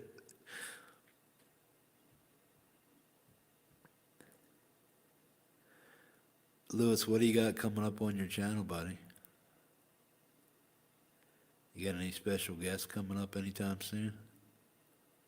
Can I get an exclusive?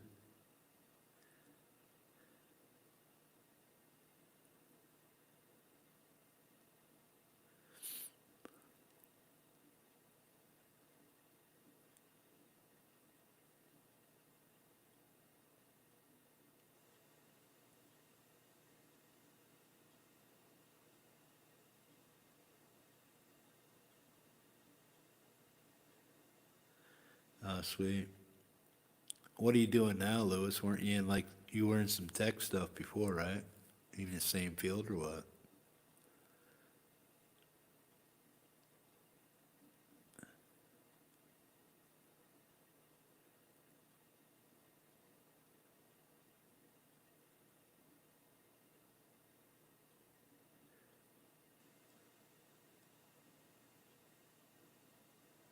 Ah, cool. Don't hack me, bro. I don't know. I should have stuck with it when I was getting into it, but I just went other ways.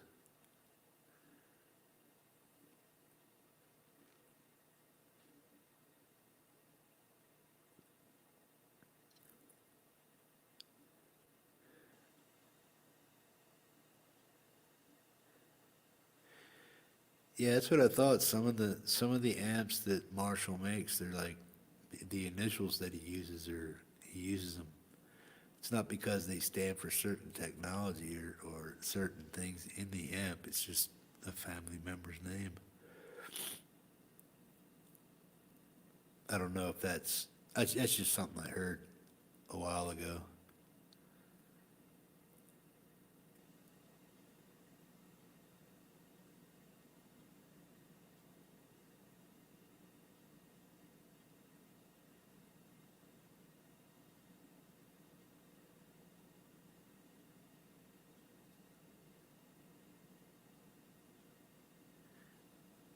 Biggest Marshall mystery.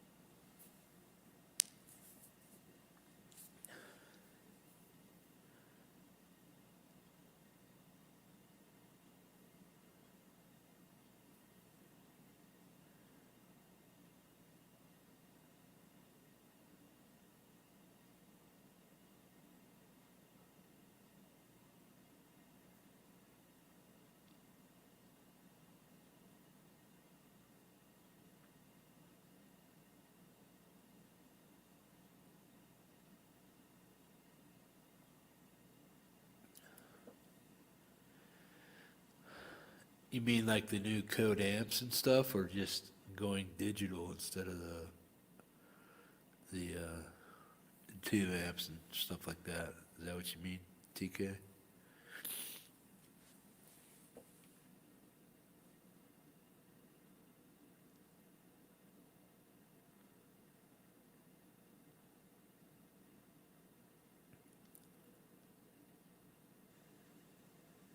Yeah. Yeah, I mean, from what I've seen of that little code amp they did, yeah, I mean, it's cute, but uh, put it this way, I couldn't afford, I could, I just have to save up for it or be willing to spend the extra cash on it, and I'm just not willing to spend that much money on it. So I'm just like, JCM 100, 900 bucks, 800, 1,000 bucks, 1,200 bucks. No. Code amp, no. I mean, this is a code amp, sorta, kinda. It's in that ballpark of technology, but it's not. Yeah. I mean, Black Star's gone leaps and bounds past what they did 4 years ago when this thing came out.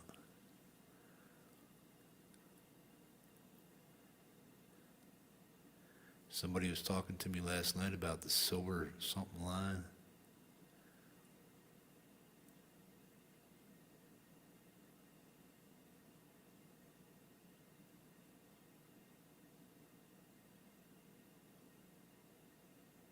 Yeah, that's what I'm saying. It's like, it's beyond me. It's beyond me to pay $1,000 for something like that. It's not that I couldn't. It's just that I don't think I ever would.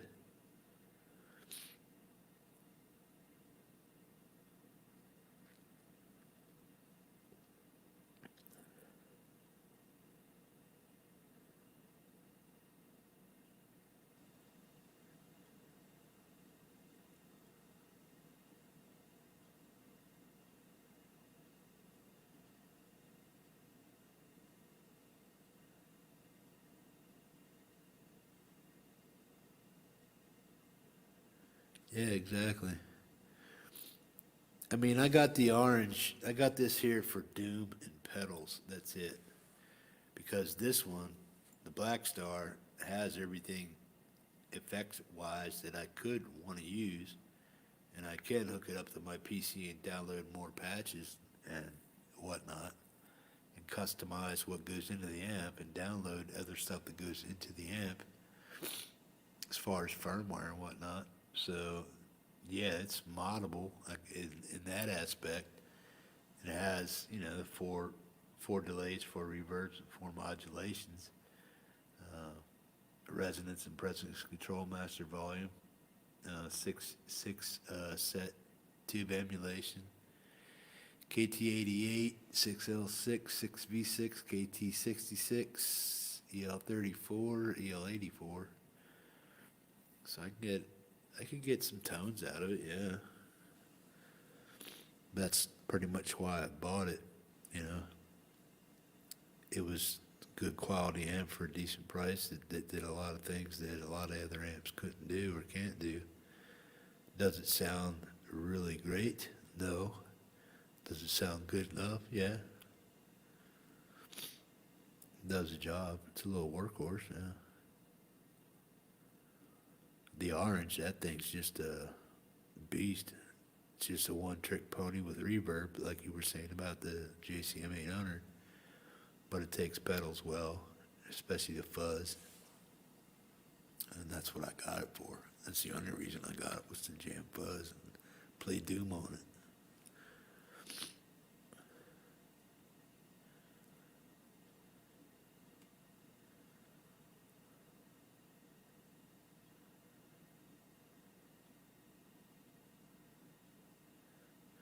Yeah, no shit, right? And now it's worth $900,000.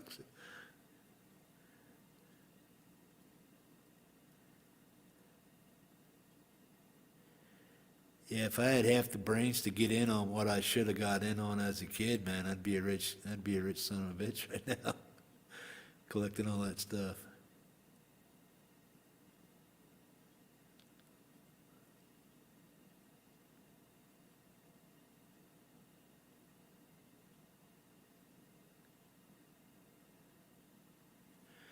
Oh, it's just to fill up a space. That's it. I like it. It's trippy. You know what I mean? So it's just there to fill up a space. And because these logs, these are logs underneath here, Lewis. So they're not sanded down yet. I don't have finished logs there, so they're rough cut logs yet. And they have some sweat from before I chinked my cabin, which is that caulk that goes in between the logs and stuff to keep the draft out and the dust and whatnot out, and to keep moisture in and out.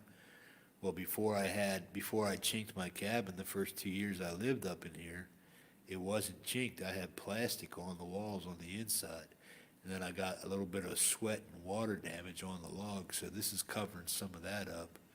Plus, I like the way it looks, and this summer I'm probably going to end up, I'll take all this down and probably get the logs, I'll sand the logs down, then I'll put some type of nice stain on them. I don't know what I want to put on them yet, but yeah, this is just, it's more or less just a set for YouTube. That's the only reason I really put it up there. It's because the logs didn't look too appealing, and no matter what I did, besides sanding them down and staining them a different color, which I didn't have time to do at the time, I just decided to get that cover, to get this from Amazon and use that as a filler to cover up the space.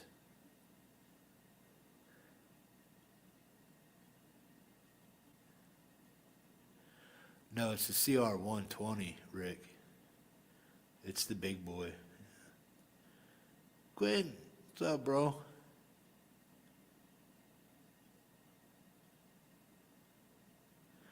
No, I'm from Philly originally.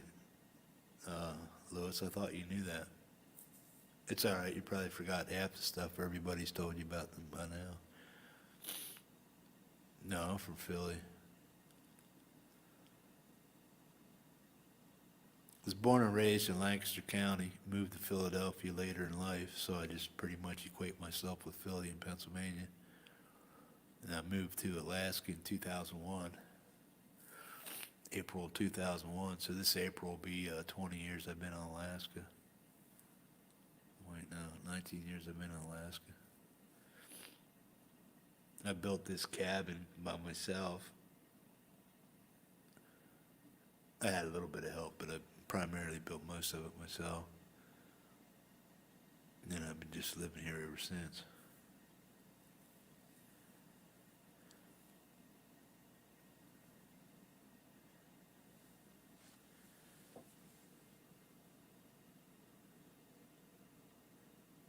Tell you about Ubito. Don't remember much, yeah.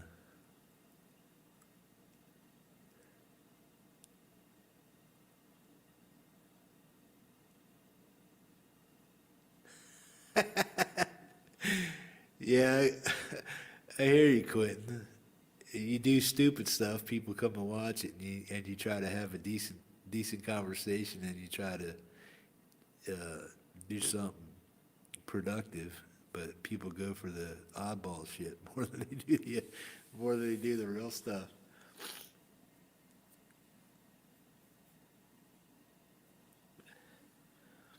Yeah, seeing you were over there playing Zelda, you had like 8 or 9, 12 people watching you.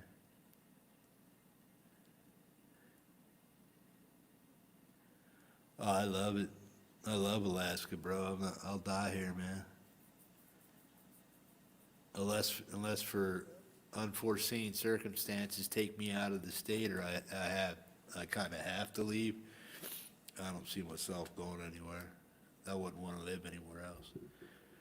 Once you live here, it's almost impossible not to want to come back or move here. You know. But yeah, I'm not going anywhere. I tried to get here when I was younger, but that didn't work out either, so. But later on in life, I had the means and the ability to just get up and do whatever it is I wanted to do at that time, so I decided to pluck that hair out of my ass and just go for it and move it up here. Just did what I needed to do to get where I had to go.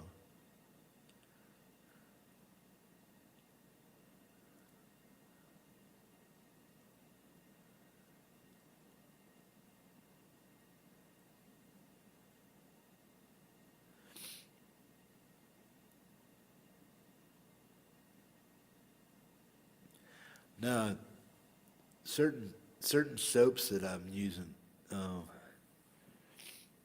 certain soaps I'm using bother my eyes, and I think that's what it is. That I get a stuffy nose. It's like an allergy reaction to a certain soap. I use that what's it called? Tresemme stuff. Every time I use that Tresemme shampoo, I seem to get irritated in my eyelids, and then it causes because it's in that area, it causes my nose to get stuffy and stuff. But I also have the fan right there blowing in my eyes, so it's I probably should shut the fan off because it's probably irritating my eyes.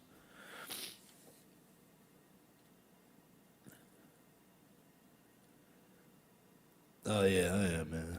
Yeah. Yeah, no, I don't have the COVID-19, I don't believe. This is every once in a while I get out of the shower and stuff, and if I don't rinse my face off right from conditioners and stuff like that, if I don't rinse all the crap off my face and whatnot, I get these break out on my nose and stuff. So it's just an allergic reaction to soap or chemicals in the soap. I just got to find something better to use. Guitar with Brad, what's up, buddy?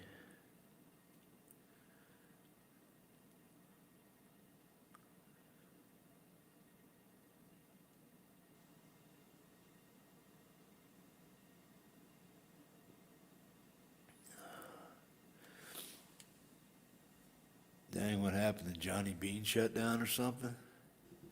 Everybody just like flooding my room. Is Johnny Bean still alive or what? Hey, Sonia.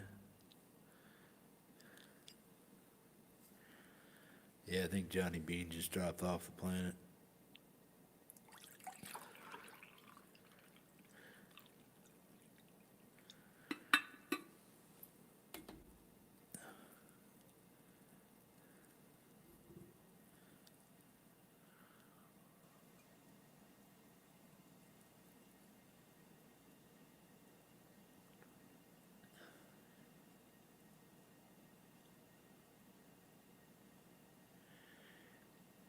Yeah, I heard about that tea tree oil and stuff. That's good for crusty toenails and shit like that too, right? People with allergic reactions to like molds and stuff like that. Yeah, I gotta try some of that. Yeah, it's every time I use the Tresemme. If I use just the shampoo, but if I use the shampoo and conditioner together and I get that conditioner, if I don't rinse all that conditioner off my face, I get just stuffy and stuff. So plus I just took a shower before I came live, a couple hours ago before I came live the first time, 6 o'clock. So I was like, didn't have a chance to really clean my face off really well, rinse my face off really well. And that's what happens when I don't rinse that stuff off too well. But yeah, I just gotta quit using Tresemme or something like that. It's just some of the cheapest readily available shampoo up here and stuff, so that's why I buy it.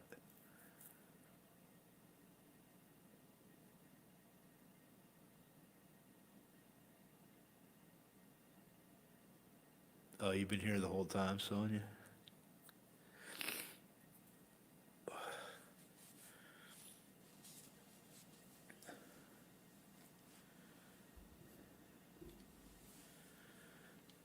Oh, Sonia's getting a PB today.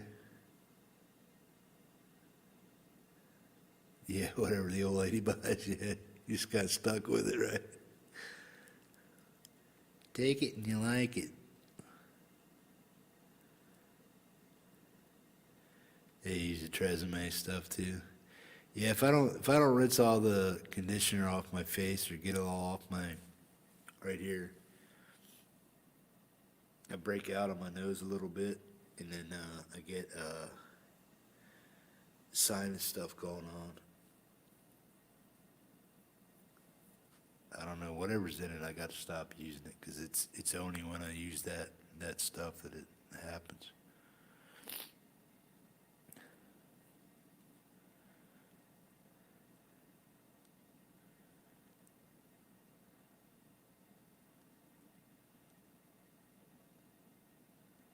Hot fever.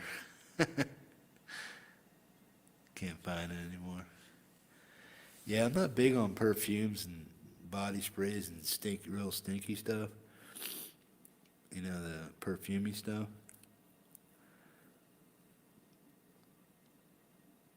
But yeah, I use, might even be some of this stuff, but I don't know why it would be messing with me, but it doesn't. It's organic shea butter. But up in Alaska, you kind of get a.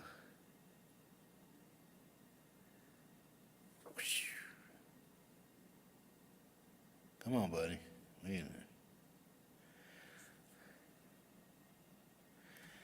All raw and unrefined shea butter. It's pretty good stuff. But yeah, it's because you get pretty dry up here in Alaska in the Alaska winters and stuff. So keeping moisturized is pretty much paramount. Plus it helps me hold up. Yeah. Flip side music cozy. So that's cool.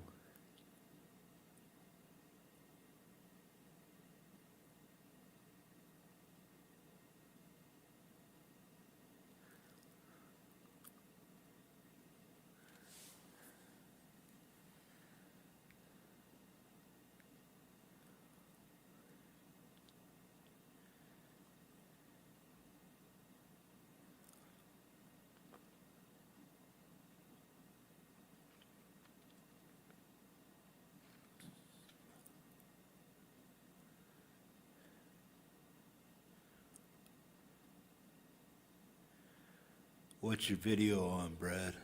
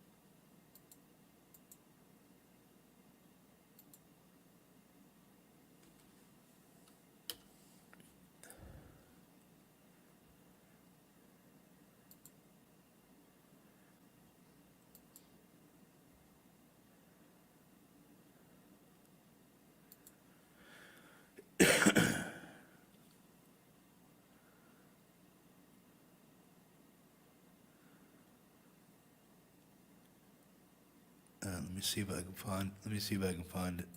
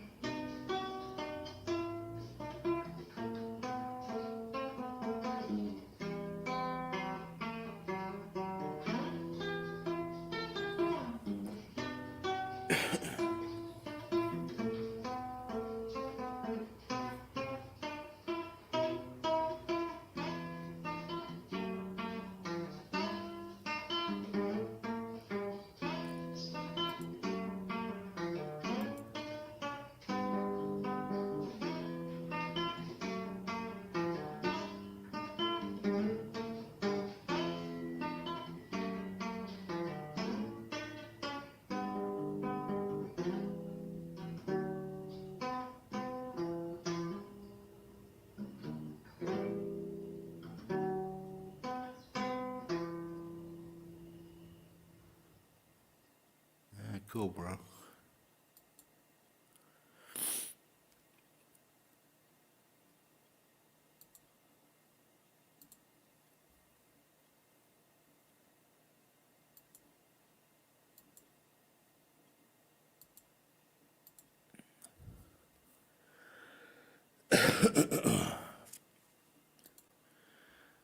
good stuff, buddy. Yeah, this is StreamYard, Lewis. Yeah, I did my Tech Talk Tuesday where I did a bunch of my fuzz pedal. I lined up all 8 of my fuzz pedals and played them. But next time I do something like that, I'm gonna have to do it on OBS because this stuff is too wonky. Sometimes it works good and you can play guitar and music and whatnot and it sounds okay. But tonight some of it washed out and it sounded like crap. So I might just get rid of the video and redo it next Tuesday on OBS. Before you used StreamYard, Lewis, what was your primary source of broadcasting? Was it OBS or what?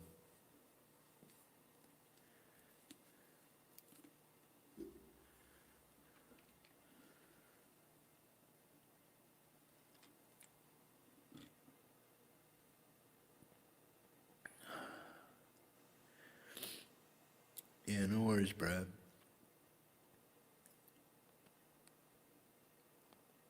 It's good stuff, man. Keep doing what you're doing.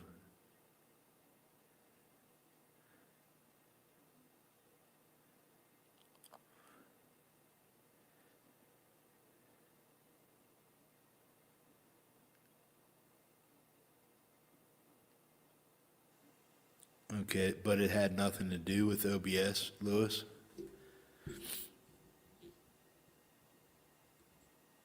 It was just something within Adobe Media Encoder?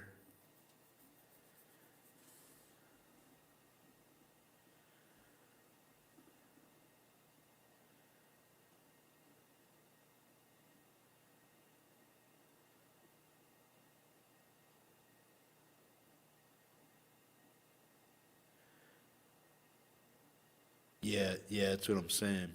The Adobe was totally separate from OBS.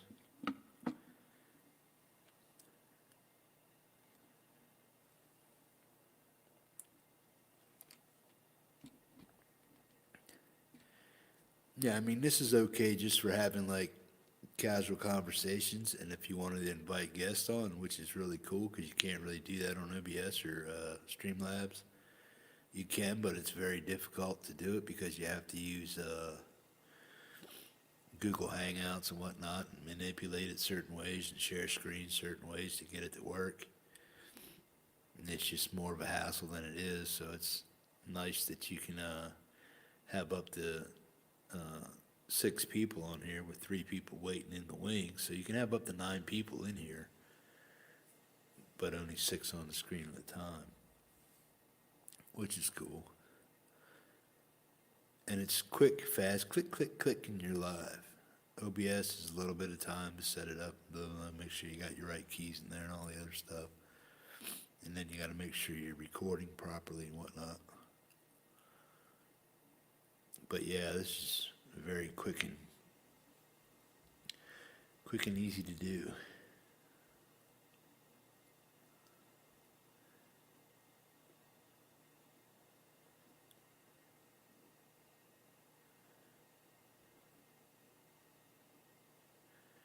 Sling Studio.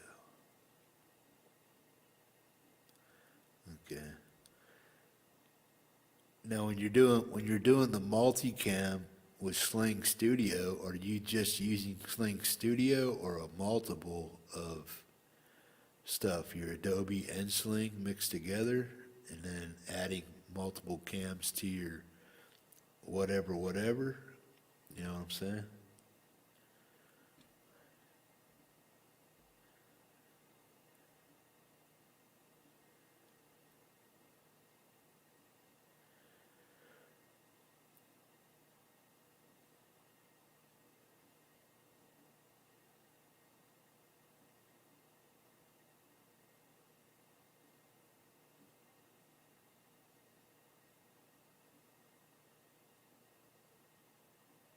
Okay.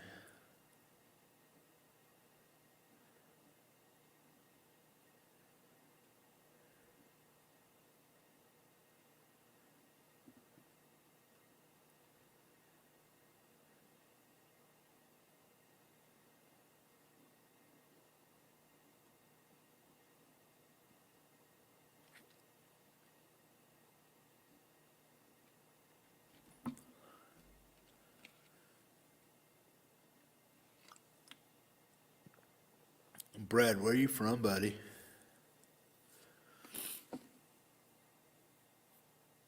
Part of the planet you on?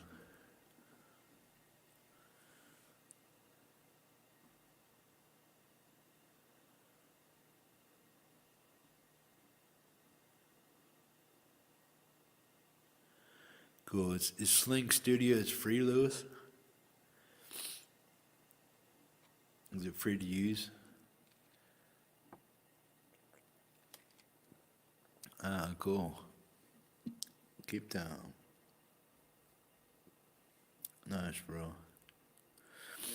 Hope things are getting better down there.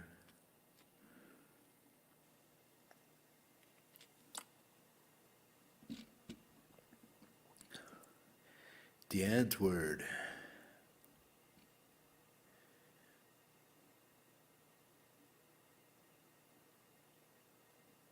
South Africa.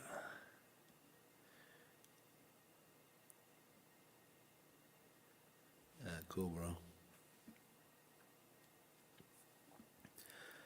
It's nice to know I'm getting broadcast. Hey, man, share me down there.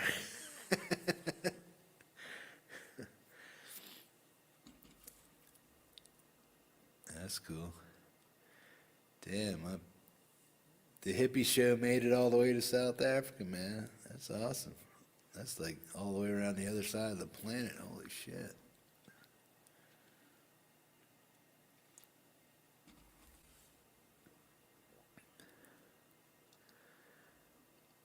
My audio is messed up right now, bro. I don't want to bust anybody's ears out. Sometimes the audio in here works, sometimes it doesn't. Next time I do play guitar or play my pedals, though, I am going to be on OBS, because I get tired of trying to do stuff audio-wise on here. Sometimes it works, sometimes it doesn't. So from now on, whenever I decide I wanted to play guitar, or I feel like I want to play guitar, then I'll just go on OBS and do it that way. I'm still trying to figure out Streamlabs. That's a little trickier, but OBS is pretty easy for me to get up and get on and start playing and stuff.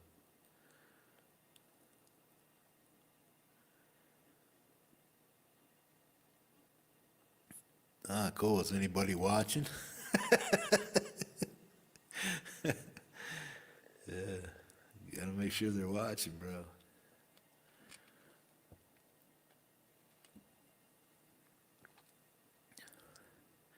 Here, take a screenshot and then put me on the billboards down there in South Africa somewhere and say, Metalhead Hippie YouTube channel. See how many subs I can get from South Africa. That'd be awesome.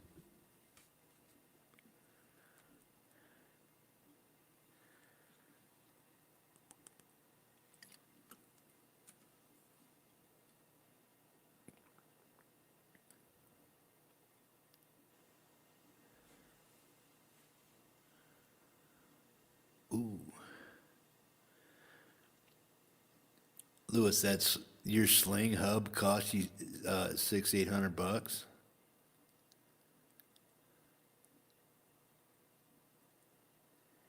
I wish it was free, but it's not.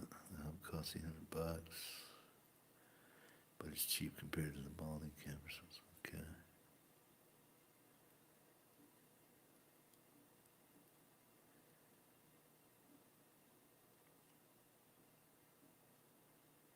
Okay. What's the best free stuff besides Streamlabs OBS and OBS that you've ever actually used that's still functional? And StreamYards. What's the best stuff you use to broadcast?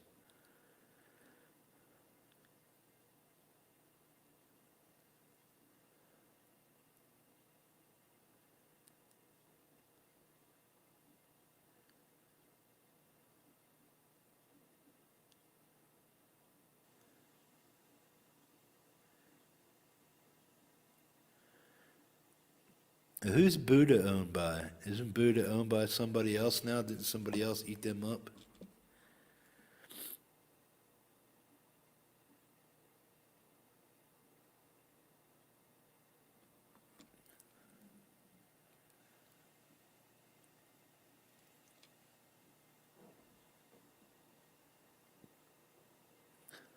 Peavy owns Buddha now. Okay, yeah. Well, who owns Peavy now? Yeah, Lewis, what's going on with Hartley, man? What's going on with Peavy? I know they shipped a lot of their stuff overseas, right? As far as manufacturing and whatnot. What's going on?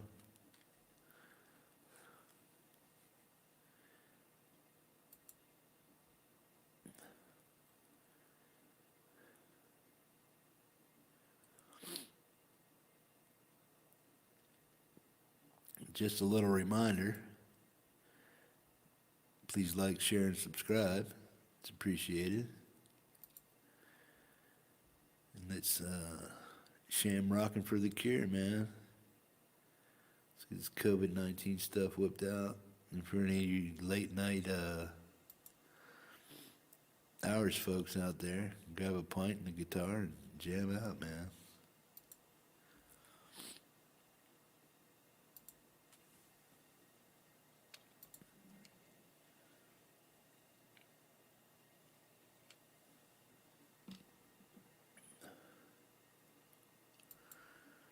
Little thank you to Fruitcake Tony and Dwight Bailey for donating. It's appreciated. Check those guys out when you get a chance. Dwight's got some original songs and riffage going on,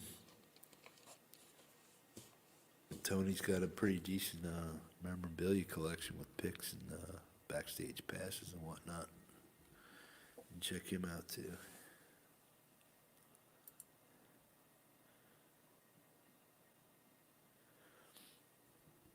I haven't seen him in a few years. He missed the past few nabs. I think he's slowly retiring. Okay.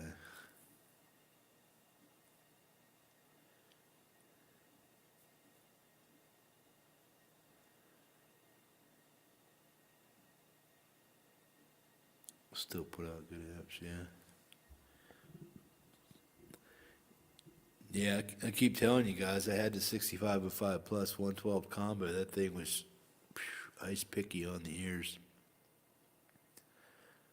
I mean, I had to have it cranked to get a decent tone, and for my small place here, it just ripped my ears apart.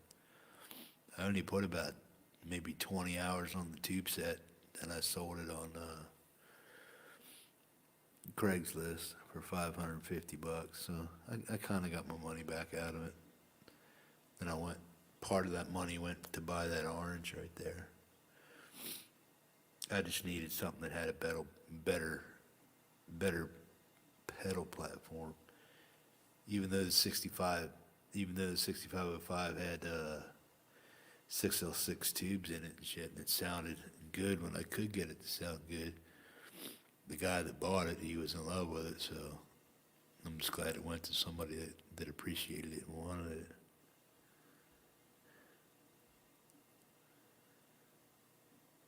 Sorry, Lewis. What were you saying?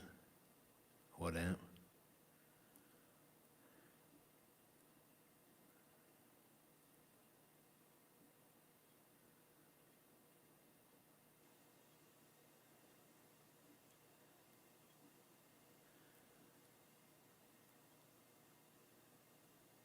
I don't think anybody's worried about that, Sonya.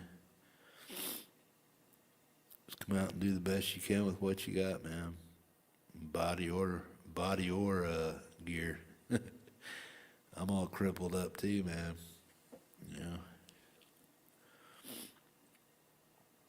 Just do the best with what you got.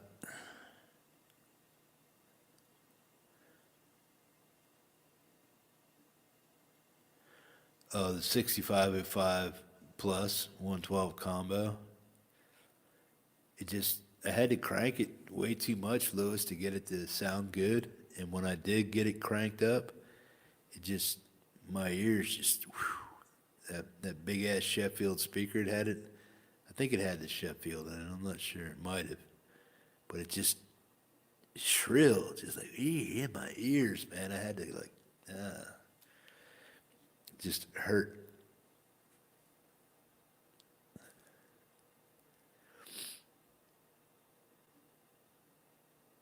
Yeah, do your thing, Sonya.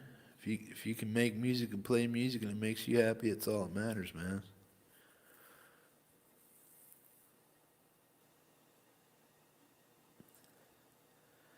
I know I ain't the greatest guitar player, around,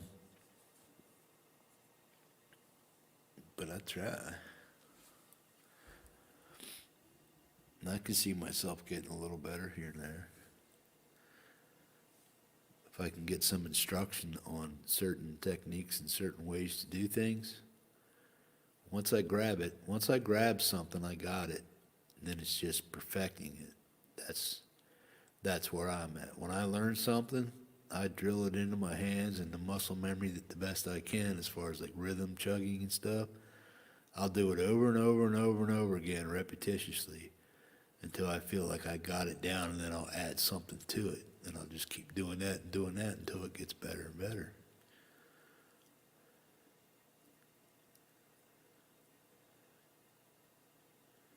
It's 2:15 East. You going to bed there, Mr. Ennis?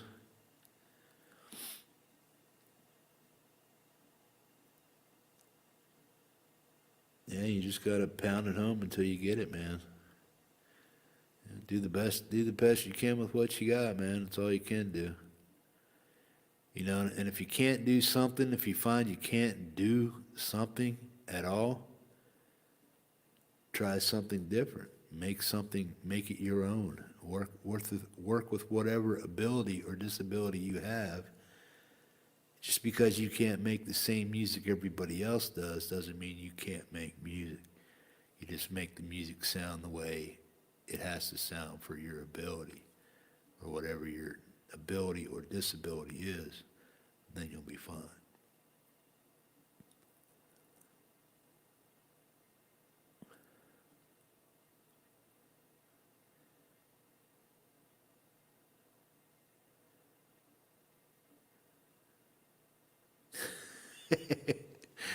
Yeah, William, you're speaking Japanese, bro. Yeah. I'll eventually get to that stuff. Scales, mode, cage this, cage that, pentatonic this, pentatonic that. I'll eventually get to it.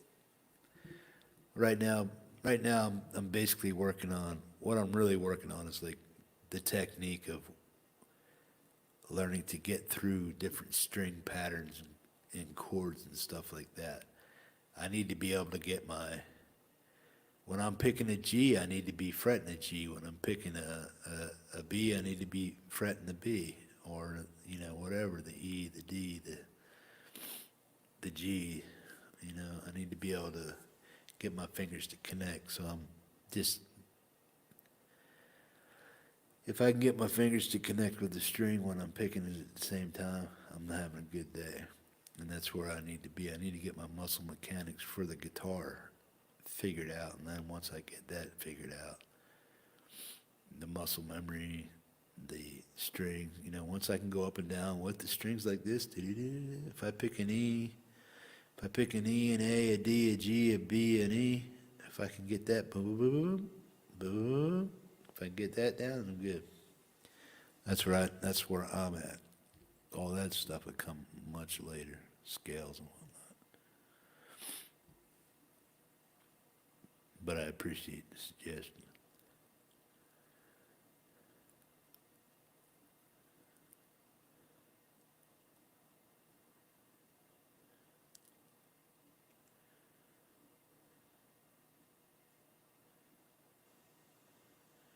First mode of the major scale. Cool.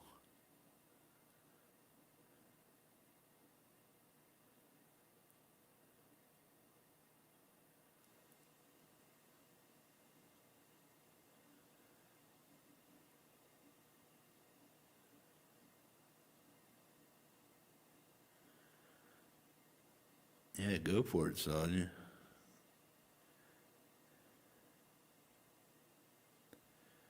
Lewis take off, man? Did I miss him getting out of here?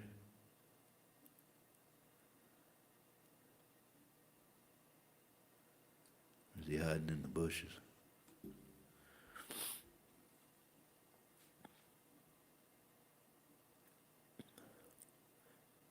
Oh, he's still there. Yeah, cool. Yeah, I mean, I'm here, man. It's still early for me. It's like 10:15, but I'll hang out as long as people are into it. I'll hang out. I don't care if it goes 3, 4 hours.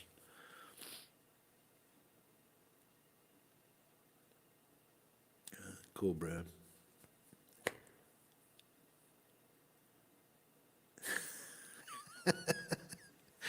Take your happy ass to bed, Lewis. Get the hell out of here, bro. Take care, man. Thanks for stopping in, bro. Don't be a stranger.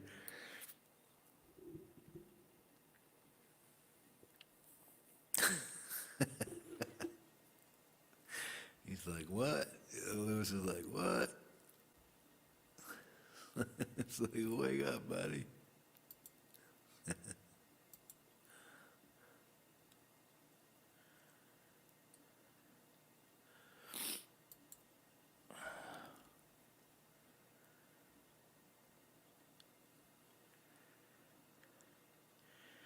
Yeah, I want to learn all that widdly widdly stuff, but I'm more into the rhythm part of it, and I know that's part of the rhythm playing and stuff. But right now, I'm just trying to get my chugging timing down so that I can add some of those scales into my riffing and stuff like that. But once I get that, and I'm steady at it, so hopefully by the end of the year, this year, I'll be putting stuff together and actually making music. But I'm staying steady at it, so I'm not like backing off or anything like that. It More often than not, I pick up the guitar every day for the past couple months. So it's like if I'm not doing something, I feel like I have to have my guitar in my hand. Before that wasn't the case. But now that I'm learning to chug and get my fingers coordinated with each string, and I'm learning to chug and change up stuff in the middle of my rhythm playing, the more I learn to do that, the more I'll be able to get the timing down to, maybe just hit a string and do a diddle-loot, diddle-loot, or something like that in between a riff. But I'm working on that right now. So as soon as I can keep my timing down and learn some of those modes and stuff and the pentatonics and how to add them into riffs slowly, and then once I get them slowly, I'll speed them up and I'll get a little better. But I have noticed in the past 2, 3 months, my playing's gotten better, with certain things.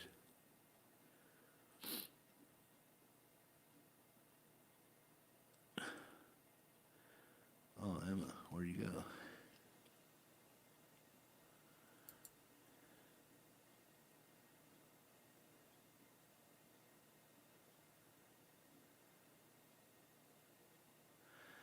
Ah, cool. Oh, thanks, Emma. Have a good day, girl.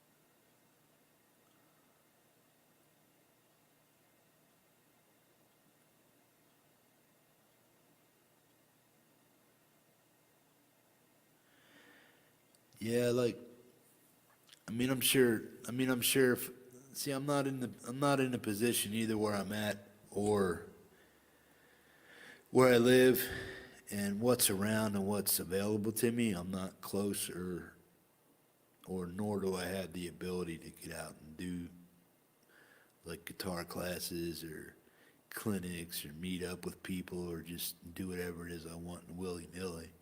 So this is the closest thing as I have to a guitar teaching learning platform is YouTube and you guys and whatever you guys put out and whatever else I watch besides you guys on YouTube as far as learning different stuff or listening to it, trying to dig the rhythm and stuff. But there's two guys that really help me out with my rhythm chugging, and that's Corey Hunter of Gemini Guitar. So check him out, Corey Hunter, Gemini Guitar. That's his YouTube page, is Gemini Guitar. But if you type in Corey Hunter, it comes out that way. It comes out to Gemini Guitar too. And then Simon Smith, he's an English dude.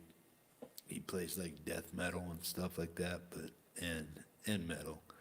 But the way he picks and the rhythmatic picking that he does is something that I'm trying to learn because that builds up skill and tempo.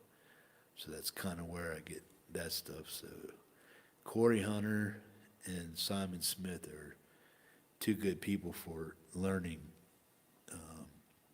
metal riffing and stoner rock, sludge, doom metal kind of stuff. That's what they teach.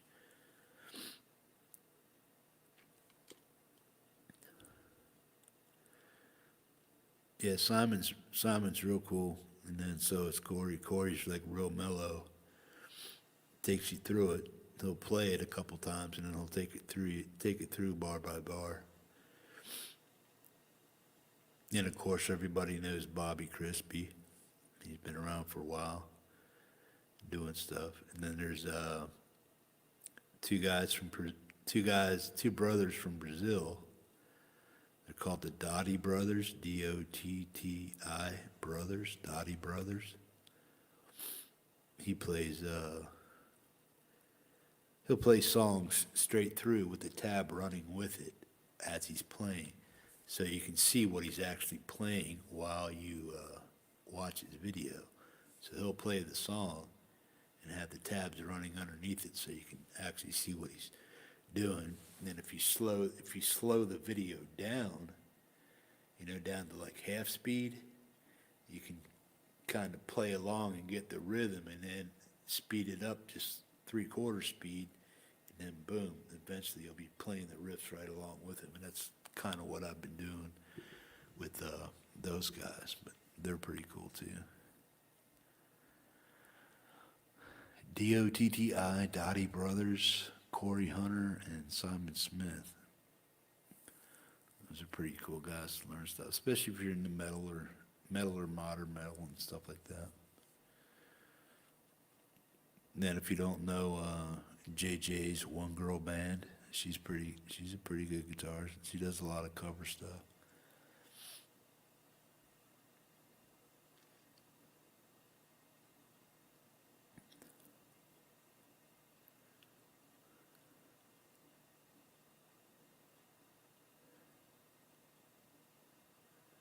Signals Music Studio. Signals Music Studio.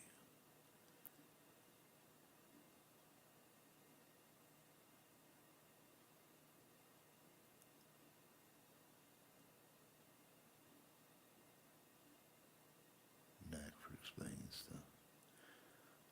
Cool. Yeah, I'll give him a gander, man.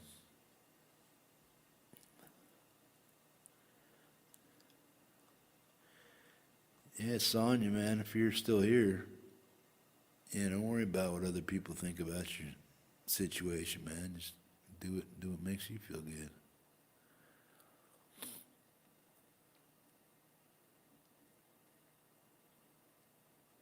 See, I'll tell people I suck. Well, why do I suck? Because I'm a noob. I know I'm not a real good guitar player, but I also know that I'll get better. If I keep doing what I'm doing, I'll keep practicing, I'll get better, but I'm still a noob guitar player, The only reason why I suck, the only reason why I say I suck is because I'm a noob, I don't know how to play guitar. It's not that I actually suck, it's just I'm not a guitar player, and I tell people that. So if you come here expecting to hear guitar and real music and making real music, that's not me. I'm still a noob. I still suck at guitar. It's just that I'm a reality-based person, you know. I suck. I'm learning. I don't, you know, I don't totally suck. I used to totally suck, but now I suck. Someday I might half suck, you know what I mean? Yeah.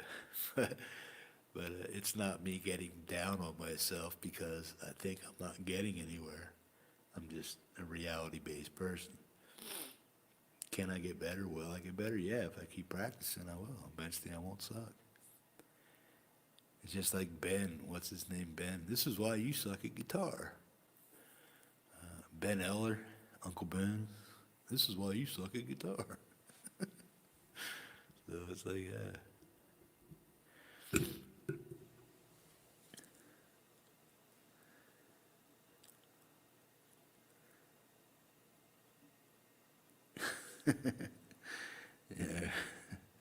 Yeah, appreciate the accolades, man. Ah, cool, bro. Yeah, I mean, some days, like I say, some days I have good days, bad days. You know, depends.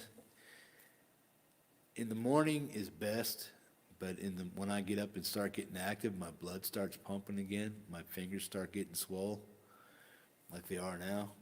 I don't even bother picking up a guitar. But once that calms down, I go to the bathroom a few times, get rid of some of the water or whatnot that's accumulated overnight, and then the swelling goes down a little bit, and then I'll pick up the guitar. But yeah, I think a lot of that has to do with my diet and stuff like that. I just got to change it up. But that is what it is too. So yeah. Plus, I need to lose about 50 pounds and stuff, and that would probably help some of the chubbiness of my fingers. But I think I'm just putting too much sodium in my system right now, and I gotta chill that out.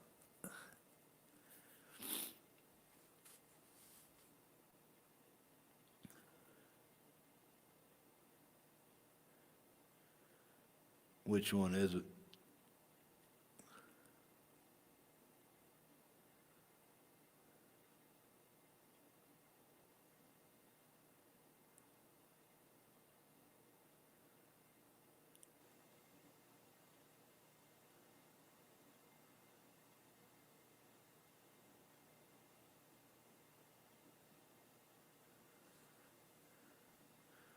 I'm not sure I understand that, dog paw.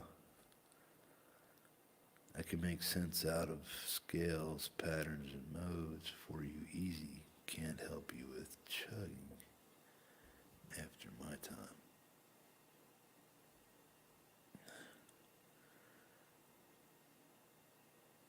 Gunslinger one.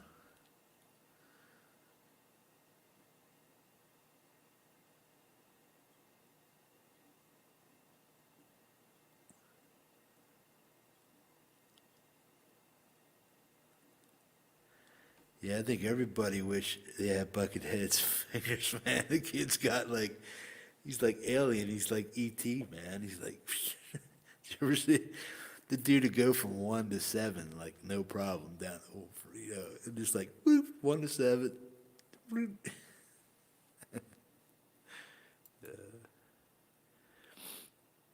Hang on a second.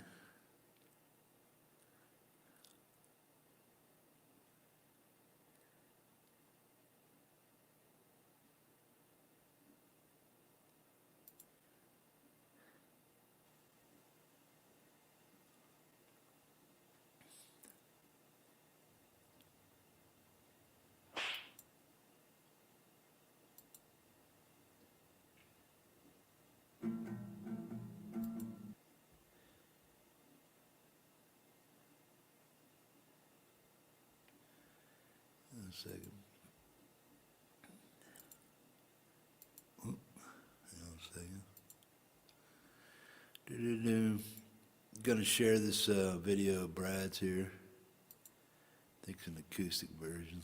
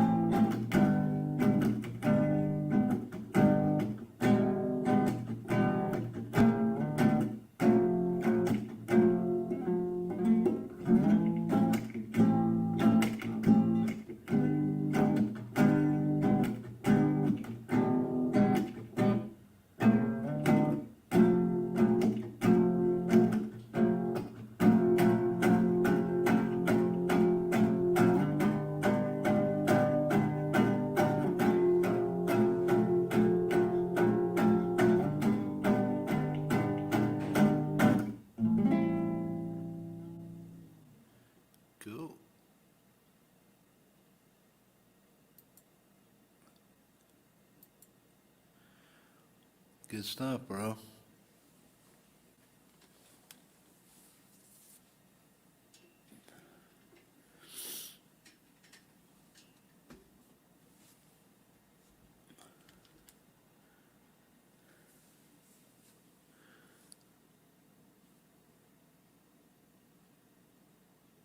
It was pretty good, man.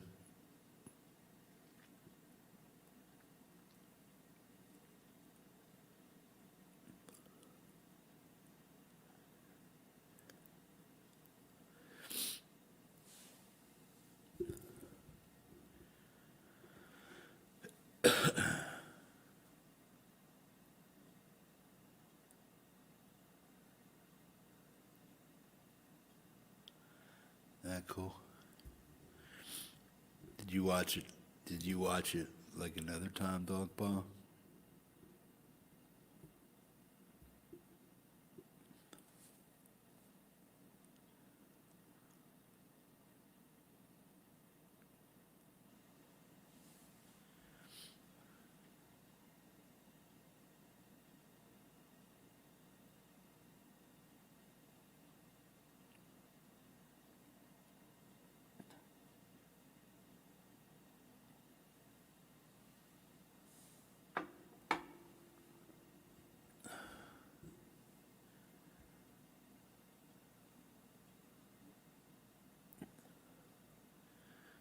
Cool.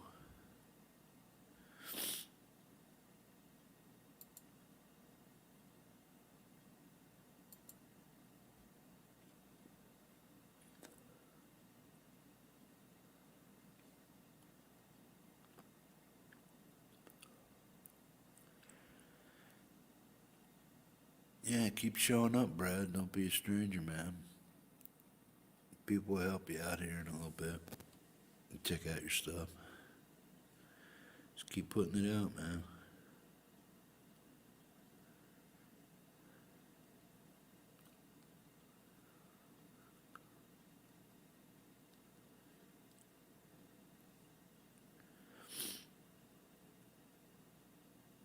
Hey, come out and chat, man. Don't be a stranger.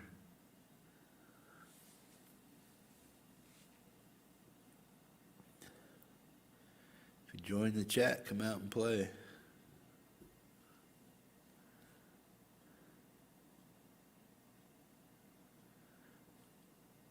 All right, William. Thanks for showing up, bro. Appreciate it. Have a good night, man. Yeah, when Crane's in the house. William's leaving and Edward's gone.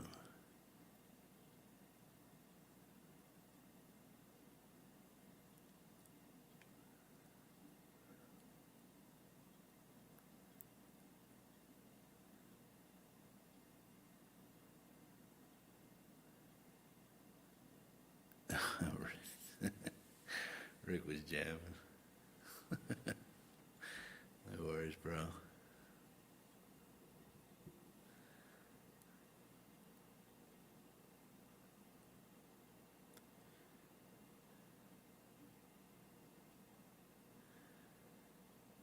If I'm taking my guitar sitting, if I'm not typing, I'm playing. Hey, man.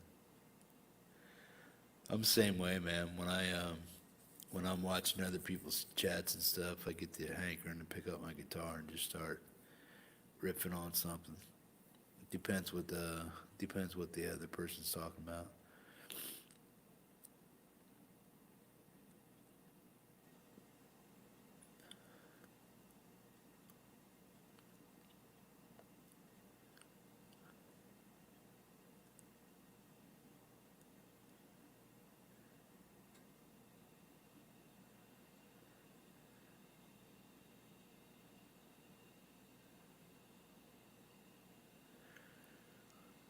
Who's supposed to be on tonight?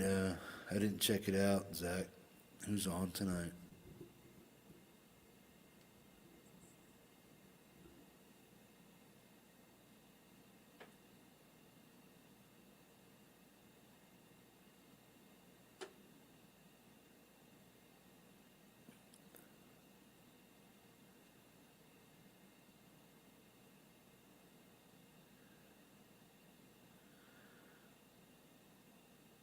Yeah, no worries, bro. Stay at it, bro.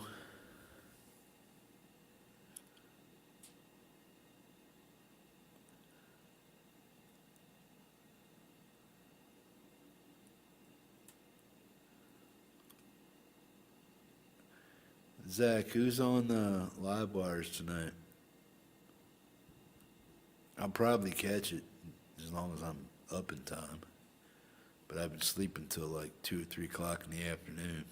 My sleep schedule kind of got twisted.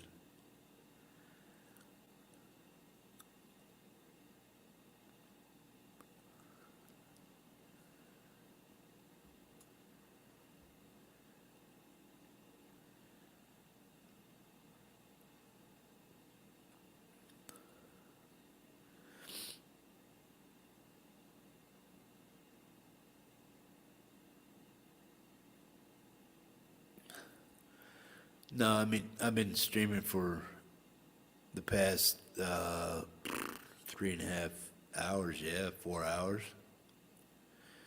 I did my Tech Talk Tuesday show, which I tried to keep to an hour and a half, which I did. And then about 20 minutes later, I created this hang so people had a place to come and hang out tonight, which is cool. So I've been just sitting here. Haven't bothered playing my guitar. I was playing it earlier doing the Tuesday Tech Talk, and it was washing out. So I just like, not really. Plus, I'm not really in the mood to play right now. I'll probably play after I stop live streaming and stuff, so I can concentrate on it better. But yeah, that way I don't have to worry about it washing out and sounding bad for you guys. You know.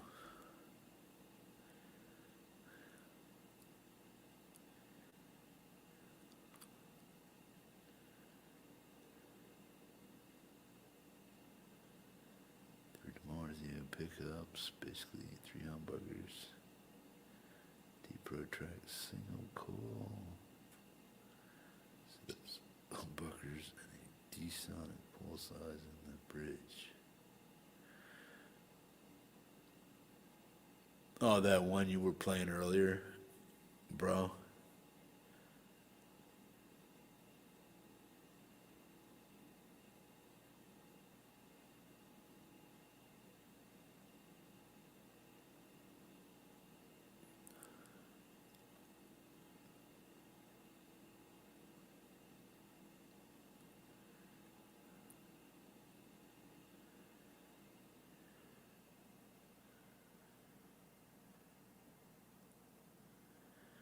Who's that, JJ? Is that who you're talking about? You've been checking her out? Rick?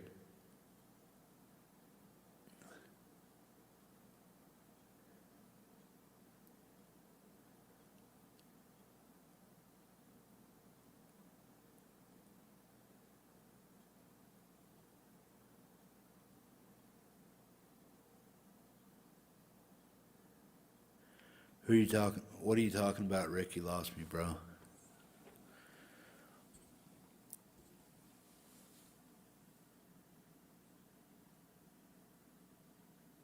Oh.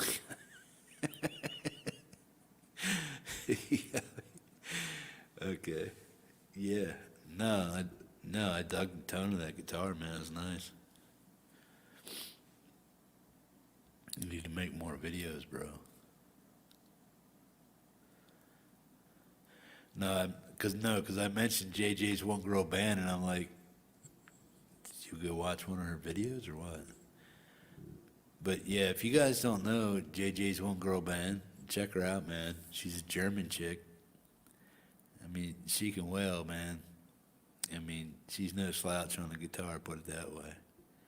And she does some awesome covers, man. She'll make when she does Rammstein, it sounds just like Rammstein. When she does Avenged Sevenfold, it sounds just like Avenged Sevenfold, man. She puts some effort into her covers and stuff.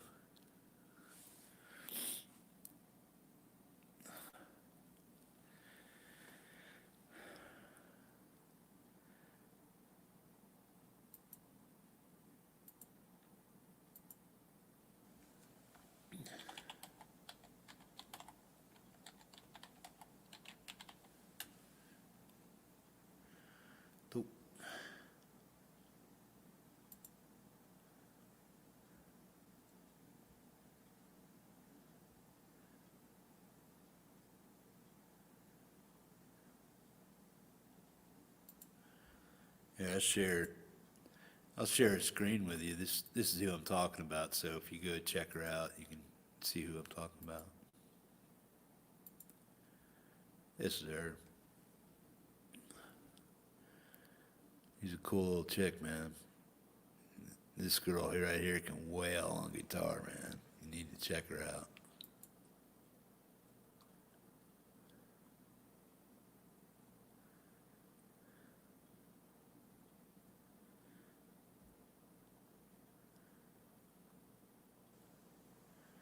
She can hang up there with Jim Majera and Anita Strauss. She can hang right there with it, man.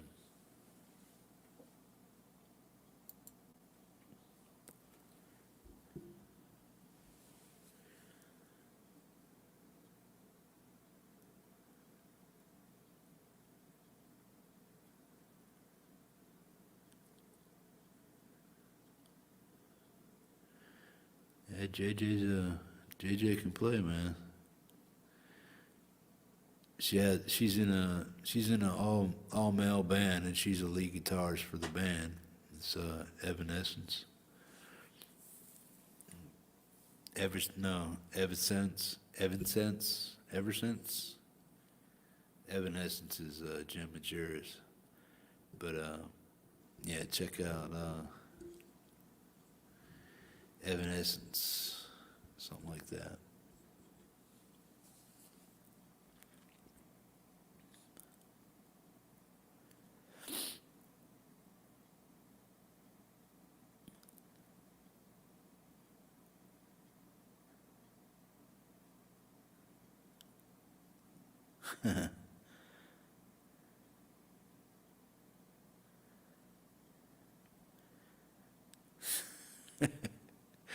Calm down, Brad. You'll be all right, buddy. Yeah, JJ's a slick girl, man.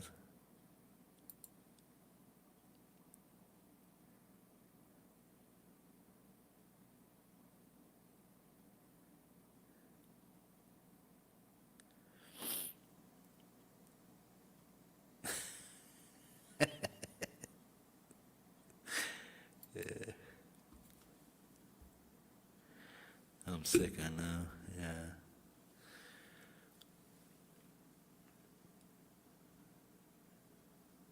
No, I don't mind hanging out, man. Not at all. I just got to figure out.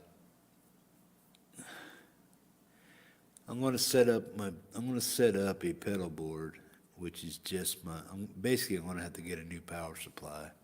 So I'm going to build my own custom pedal board, and then whatever I want to use for like I'll put like probably my good fuzz on the on my gator board, the one with the Velcro. I'll put a nice fuzz on there. I'll put my high gain. I'll put my effects pedals on there, and whatnot. And then that's what I'll use for my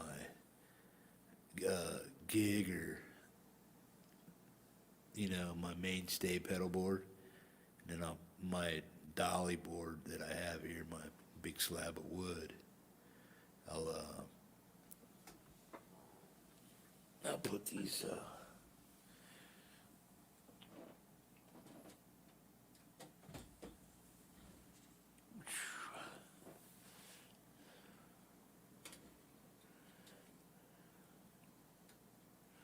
Oop, that way. What the hell? There we go. That'll be like my fuzz board.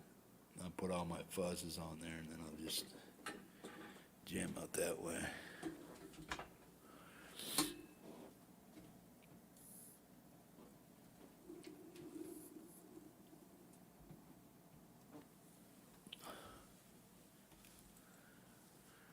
Ooh, hang on a second. Cool, Rick. Yeah, I try to be entertaining. I mean, I try, man.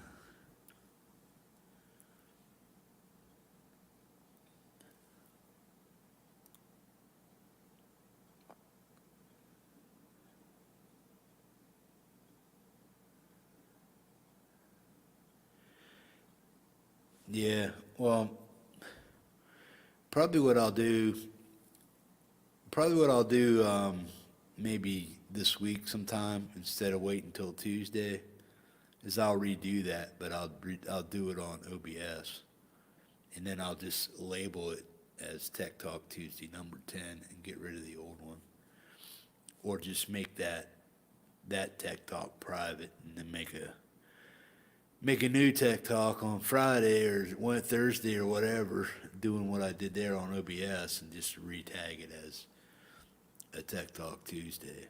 You know what I mean?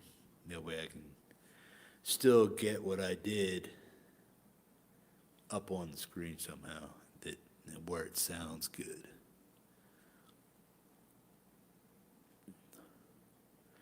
All right, son, you take care. Thanks for hanging out with us. Appreciate it. Get that guitar and stuff out too. Don't be afraid to play, man.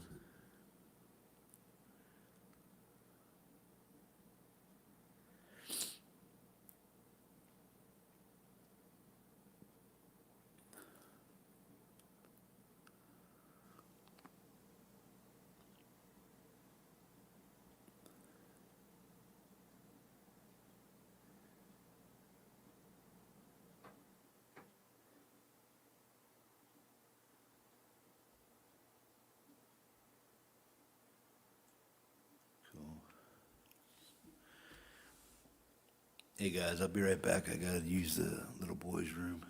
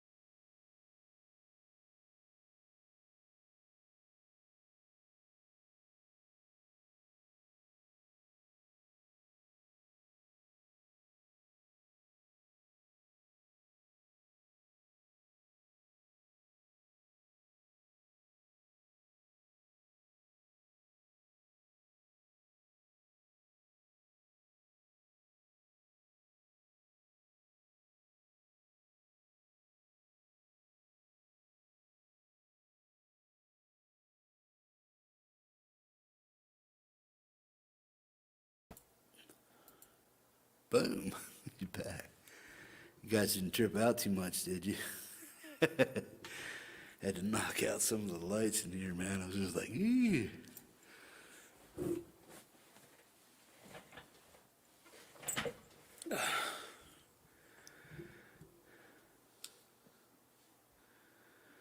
So I had the pickups from my Pro improvement segment Gresh. Huh. Did it make the Gresh sound better though, dude? Did it make it hotter or what?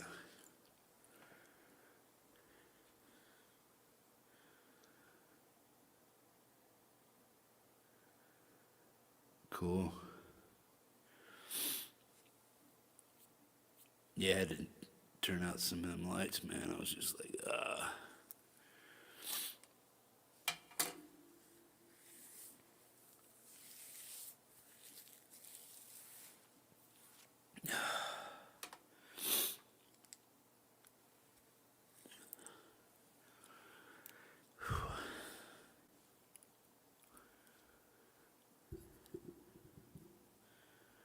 Microphonic, yeah.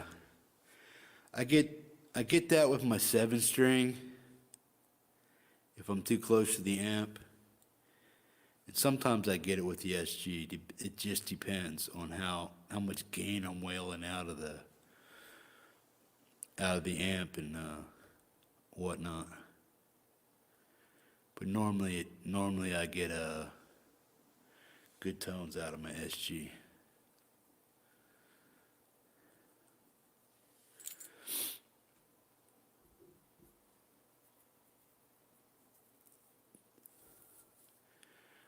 I was thinking about, I want to get a set of lace Deathbuckers. But I was kind of waiting for them to come down in price, but they haven't, so they're still be about $220 for the set. Then if I have to have somebody put them in, that's another $100. Then I want to change out the pots to 500K pots. And yeah, there'll be new push-pull pots, better ones. And then I'll have a decent sounding SG. But I don't know if I want to wait until I get that other SG, because that would be a sweet mod project. That would be, because the guitar is nice enough, good looking enough. It has locking tuners, ebony fretboard, bound neck, flamed faded 3/4 inch maple top, locking tuners, and the new SG head without all the whoop-de-doos on the end of it. So it has that nice straight shot, almost like a Gibson headshot with a more profound lip. You know what I mean? Not so much a bookmark, but you know what I mean. It has that Epiphone dimple on the top, 2 dimples on the top, but it's not as pronounced as it is on this SG. And it looks better. It doesn't look so frilly, scrolly kind of stuff, you know what I mean?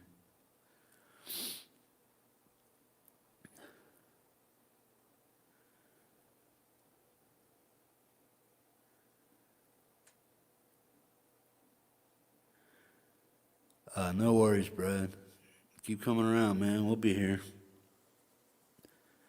Thanks for showing up, bro. Have a good day down there.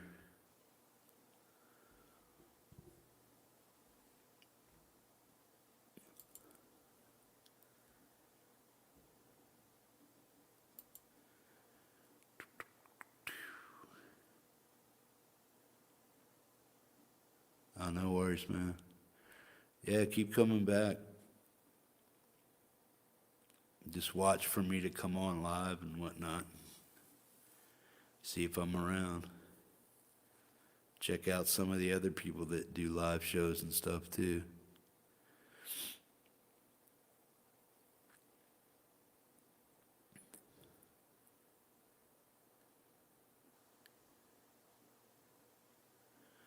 Oh, no problem, man. No problem at all, man. Have a good day, man.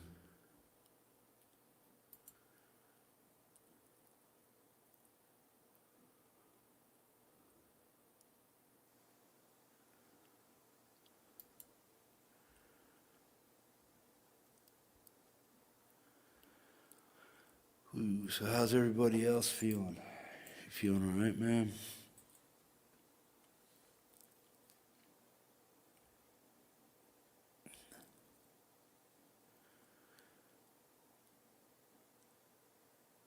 I guess you can call them channel sponsors. Fruitcake Tony donated a $20 bill. Dwight Belly donated $10 through PayPal. Check out Tony's website. Has an awesome pick collection. Thousands of picks. I mean thousands. 3,000-4,000 picks from every artist you can think of. And then he has a backstage pass memorabilia, stuff like that, special shows, whatnot. Dwight Belly's putting out his own custom songs on his Gibson LPs. He's got a hell of a guitar collection.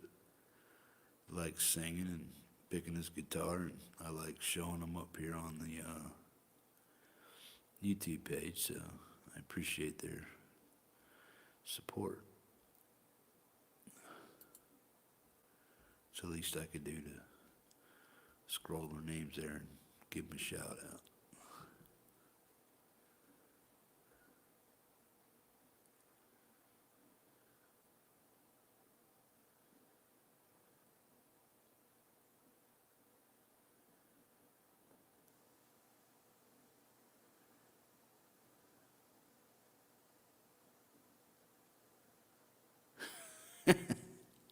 Some punching back. You've been sitting in the same spot for a little while there, Edwin.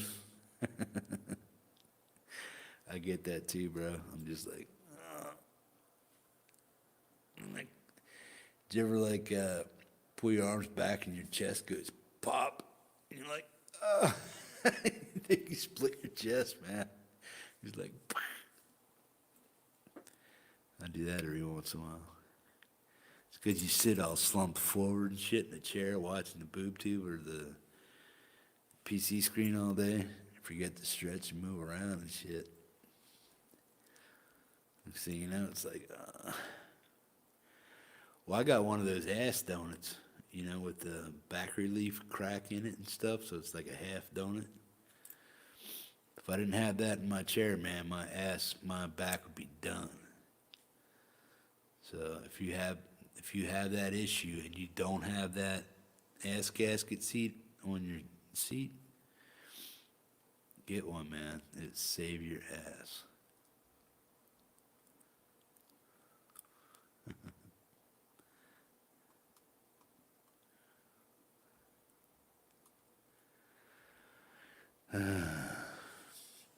Well, I hate to say it, guys. I think I'm going to call it. It's been 3 hours and 15 minutes. Love you guys' company and whatnot. Really do. Appreciate you hanging out with me and stuff. And I don't mind being here for you guys either. But tomorrow I might make another hang after the live wires or something like that, depending on what I'm doing. But I might go on OBS tomorrow and try to redo my fuzz pedal extravaganza that I screwed up tonight. So I'm probably going to log off here, go rewatch that Tuesday Tech Talk, the one I did. I'll rewatch it where I did all the audio with playing guitar, and if it sounds totally shit, I'll probably just bang that off and tomorrow night make another one. That way I can really get into digging into the fuzz and stuff without worrying about it washing out. I can just like ram and do what I gotta do.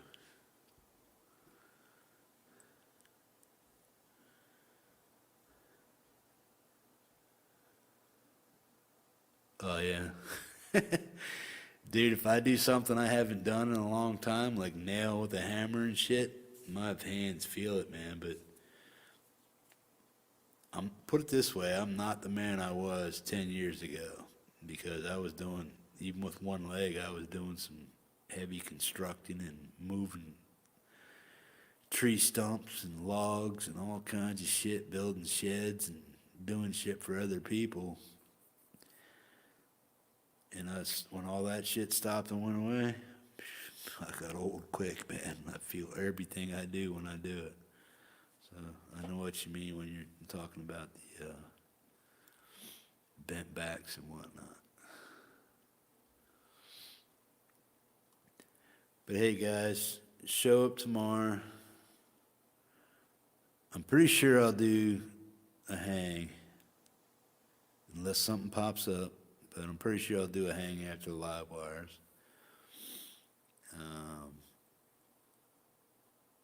So I'll probably be around, but I'll probably be on OBS this time. Yeah. So I'd like to thank the last hangers on here. Dogpaw, Edwin, who else? Rick Hefner. Hefner? Who else we got? Sonia. Appreciate you hanging out. Guitar World, Guitar with Brad. He's a new youngster in the community. William Silva, Emma Weber. Tone King popped in. Gave us our celebrity kudos for tonight. We got a celeb, YouTube famous personality on the channel, so that's always groovy. Here you go. I'm special. Lewis showed up. I'm standing real slow. These days, yeah. Yeah, I know how that goes, man. I'm the same way. If I just do something out of the abnormal that I haven't used those muscles for a while, or if I'm out just walking around doing stupid stuff, picking this up, picking that up, moving this, moving that, when I sit down and get back up, those muscles that I used, they ding, hey, I'm alive. Stuff like that. So I know exactly what you mean, bro. That was shit. All right, man. Like always, guys, it's great hanging with you, man. I'll be around tomorrow sometime. Hopefully. 80% chance I'll be around. All right, man. So you guys have a good night, good morning, and I'll rap at you later, man. Peace.